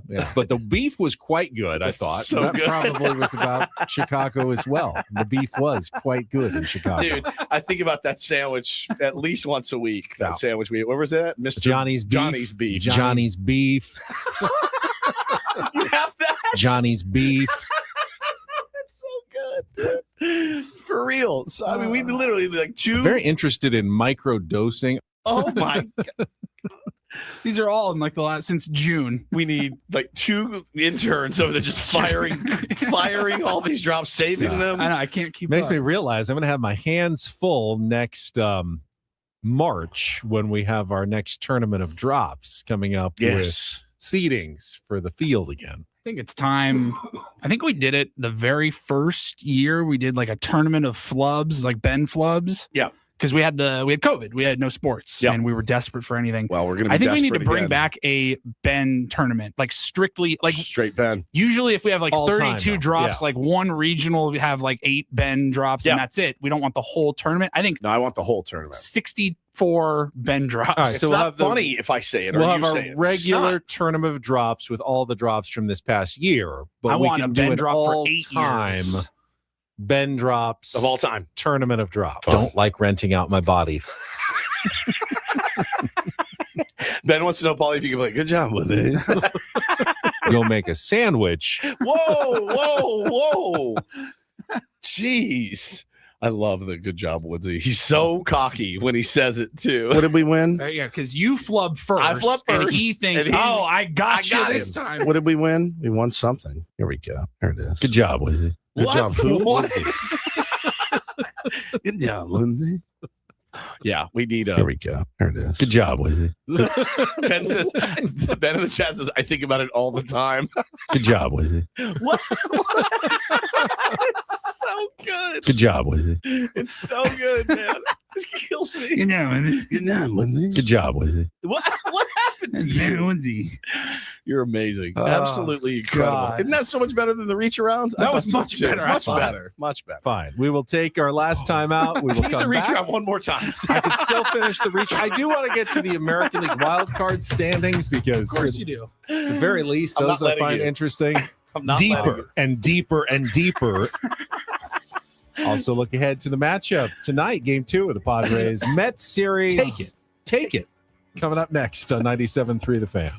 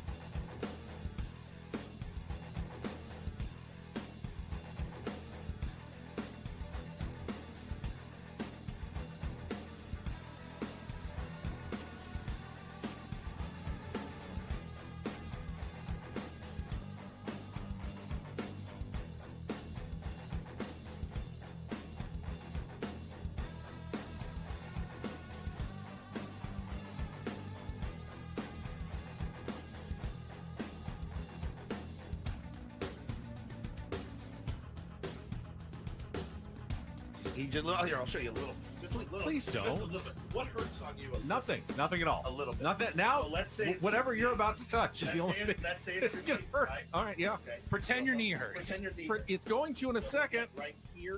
Oh, that is not pleasant. Hey, player, this is all yours. This room with this view. This speakeasy with this cocktail. Hey, could you make that too? The spa with this. Ah. And this pool on this roof.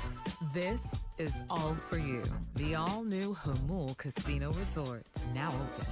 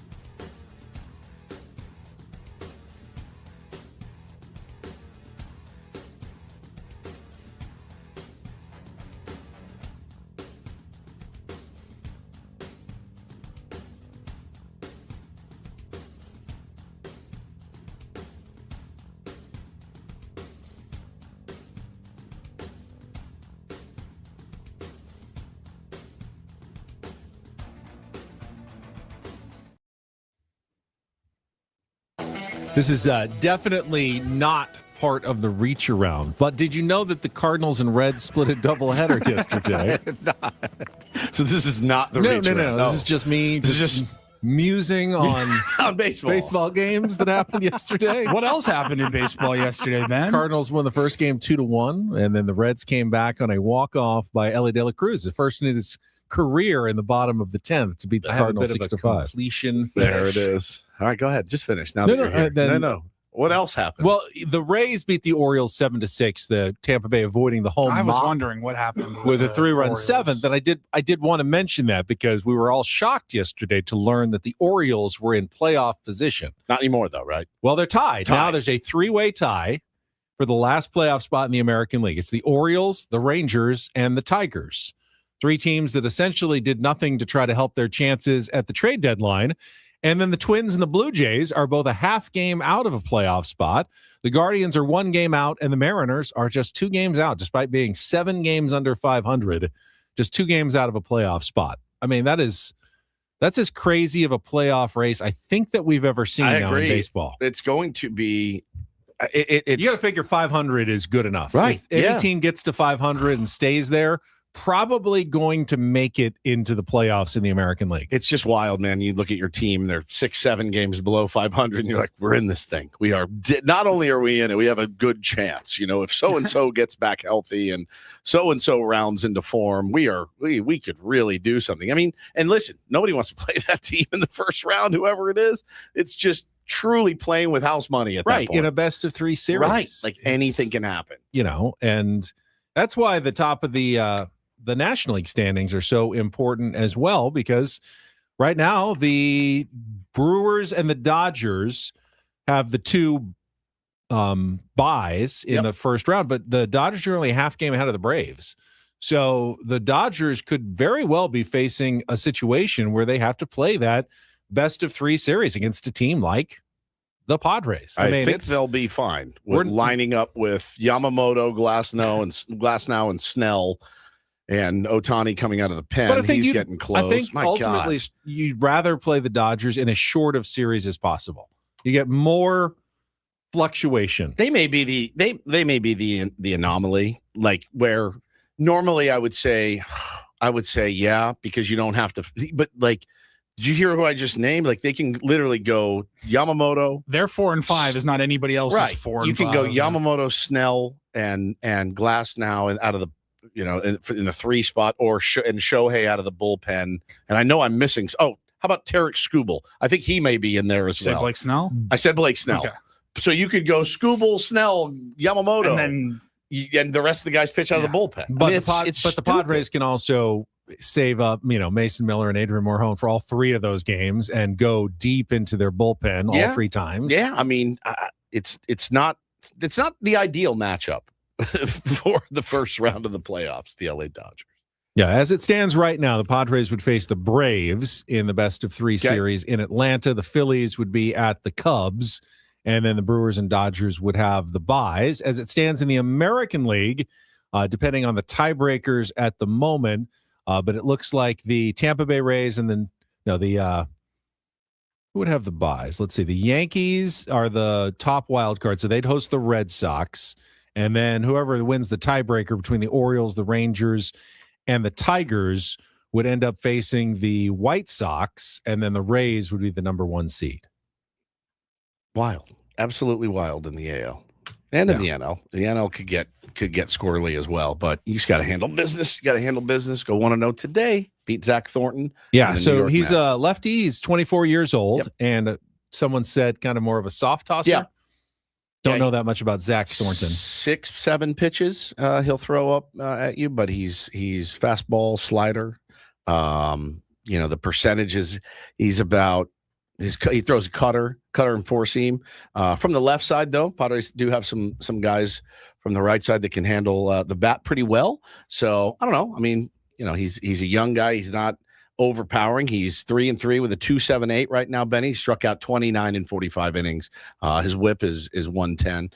But yeah, so he's definitely a guy that is probably a fairly comfortable AB, and that he's not going to throw 104 by you. But if he mixes it well, could be a long day. Off day, perhaps. But Robbie Ray is the one that I think we need to talk about. Yeah, because it's third start now with the Padres. It's time to prove your mettle at this point. If you're Robbie Ray, your team's in a playoff race. You had a tough, kind of brutal loss last night, and you need to go out there and be the veteran that we acquired and go out there and shove against these guys. Casey Mize is bullpen's stepped up now. Bullpen's super rested. Robbie Ray gives you 6 solid innings. You really like your chances. Oh, it'd be fantastic. Do we see a day off for Gavin Sheets against a lefty today? Does Austin Hayes get back into the lineup? Probably. We haven't seen much of Austin Hayes the last few days. Yeah, probably. His Sheetsy kind of hobbling around on that foot still. So you need him healthy. Like, I would prefer a healthy Gavin Sheets in September, to be honest. So do you give Jackson Merrill a day off? Maybe. He's been very hot, but against a lefty, and Chase Bowen put some good swings together. You could put him out in center. I feel like I need Jackson, and I feel like I need Jackson and Toddy, and I need the big dogs in there today. Gavin Sheets is hobbled at this point, so it changes the calculus a little bit. But need to take it to this guy. Also would like to see Manny Machado get locked in. Yes, yes, it's time. Had a couple of good drives. I thought maybe he got one the other way, kind of give it a little bit of the lean, but it died at the warning track. He has not hit a home run since the Miami series, which is about 3 weeks ago now, since the last time he went deep. I don't know of an extra base hit in that time either. I think it's been mostly singles. He was locked in until that point, and then he kind of just fell off. We need hot Manny again, for sure, because and it's funny because it's like, everyone loves your saying that you coined, trademark Ben Higgins Enterprises.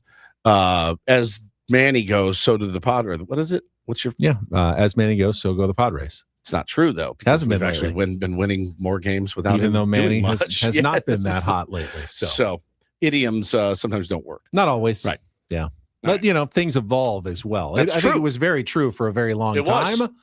It's not necessarily a bad thing that it's not as true anymore. It means you've got other players who can shoulder the load a little bit, and Manny doesn't have to do everything. But the Padres are clearly a better team when Manny is producing at the plate, and it's just been a while since we've seen, especially as you said, any extra base slug from Manny Machado. So the double play RBI is kind of becoming the death of me too, watching Manny play right now. So man, we need him to get going. If he's going to be in the 3-hole every single day as he has been, he's got to produce. All right, shall we spin the topic wheel to finish the show today? By the way, we'll have Big League Wednesday tomorrow. Brett Boone will join us at 7:35. I'll guest on Ben and Woods appear on our SDCCU fan hotline. It's not Big Bank Banking. It is better. All right. Topic Wheel asks, how many times would you say you use a bath towel before washing it? Oh, bath towel. Like a standard towel. Get out of the shower, you grab a towel. 3 days. Pretty much use mine the whole week, so like 7, and then you only shower once a day, though. Right? Yeah, I shower twice a day, so I'm using mine probably more than you. Right, but you're also doing laundry, 3 to obviously 4 more days? than me too. I'm not. Someone's doing laundry at your house more than I am. I don't do it. I'm not allowed. 3 to 4 days, probably. Yeah, 3 days. Every third, maybe third, fourth day is when you switch it. Like our bathroom, me and my wife, we have like 4 main towels that we kind of cycle through. So 2 towels each. Every 3 days. I just realized my kids. I used this will surprise no one, but I use 2 every time I dry off. Does that make sense? So 2 towels. I have 2 hanging on hooks outside my shower, and so I get out and I wrap one around my waist, and then I wrap one around my shoulders. So then I take the shoulder one off, I hang it back up, go in, get my undies, put them on, hang the other one back up. Then the kids both shower in my shower at night. Then they use my towels. So then they're always a little damp in the morning. It's not great. So maybe I need to refresh mine every 2 to 3 days. I'm sure my wife will love that. I have a hot take, and believe me, I am caring of the environment, and I do, like I said, only rewash my towels like once a week and use them often at home. But when I am in a hotel, and like they give me orgy. the It's option, like an like orgy. to, It's like you can reuse your towels by hanging them here. I'm throwing this one on the floor, and I'm going to grab a new one. Watch what I do with this one. Which is great. I always like having the fresh towels every day. But for some reason, they make the towels just slightly not big enough. They're just a touch. It's just not until you wrap around your waist. It's And like you kind of are holding it. No, like it's they're not not quite jumbos. It's No. not quite big enough on the hotel towel. Definitely for me, not. at But least. I'm with you. It's like a free for. Well, they do such a All good right. job of getting the water off of you too. Like some towels, they just kind of feels like you're moving the water around on your body. But You ever do those new this? hotel towels, You ever do this bit? You're walking back to your room, and the cart is in the hallway, and the ladies in cleaning, or some there, and they're cleaning the room, and you're like taking 6 of these, and I just take them and run down the hall, like it's literally just a free for all with towels in a hotel. You're not really stealing them because they will still be in your room at the end. Yeah, They I'm will- not stealing. I'm not shoving They them in my are bag. going to remain in their supply of towels. Correct. You just want I want an extras. outsized share of your towels. I don't really like asking, hey, can you send up a few more towels? Like, sir, what do you? It's just you. What are you doing up there? Don't worry about what I'm. Don't worry about what I'm doing here. Don't worry about it. All right. my wife and I have been thinking about getting a towel warmer for our bathroom. Paulie, that is an unnecessary expense. When you don't have kids, you can spend your money on whatever you want. That's true. Is it worth it? I don't know. I've heard they're So those are game usually changers. just the towel, like a rack, but it heats up, so when it's on there. It The gets ones that warmer. I've seen, it almost looks like a either like a basket or a box, like a microwave almost, where you like put the towel in and it heats it up. A towel microwave. Not a bad idea. I was trying to think of the best way to describe that, but my like, parents have one, but it was in. You think my dad would ever spend money for that? It was in the house when they moved in. Have you ever gone anywhere cold, but that has heated bathroom Oh, floors? 100%. There's nothing like it. Oh. Nothing like it on the planet. So when you're barefoot, and you walk in, it's not freezing. You step on it. It's like what if you had like a miniature dryer that was meant to be in your bathroom that you could just reach in and grab a hot, warm, fresh towel after every shower would be incredible. I think that sounds pretty good. They're not that expensive. They're only like $200, I think, $150, $200. It's a lot of money for a towel warmer. For me, that's one box of baseball cards. That's true. It's true. Plus, in the summer, you don't really want your towels that warm anyway. You're already hot getting out of the shower. Temperature controlled. You can lower the get a cool towel. Oh, chilled towel is elite. Okay, Megan said it's like a hamper. Towel chiller. It's like a hamper. Like you put the towels in a hamper, you get out and they heat up, and you grab it, and it's fresh, ready to go. Heat promote like if you have mildew, like wet towels, you put it in heat, can grow more mold and bacteria and stuff. That's what I'd be afraid of. Like the cold tub I bought off Instagram, I thought was going to be.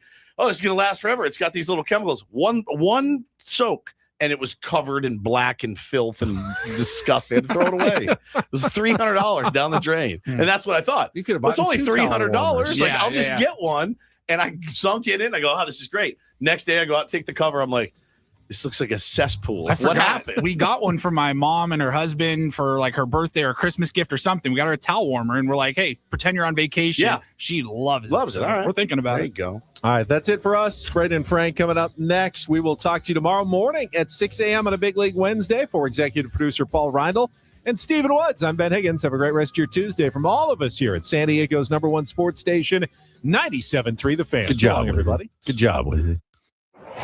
Padres Mets today.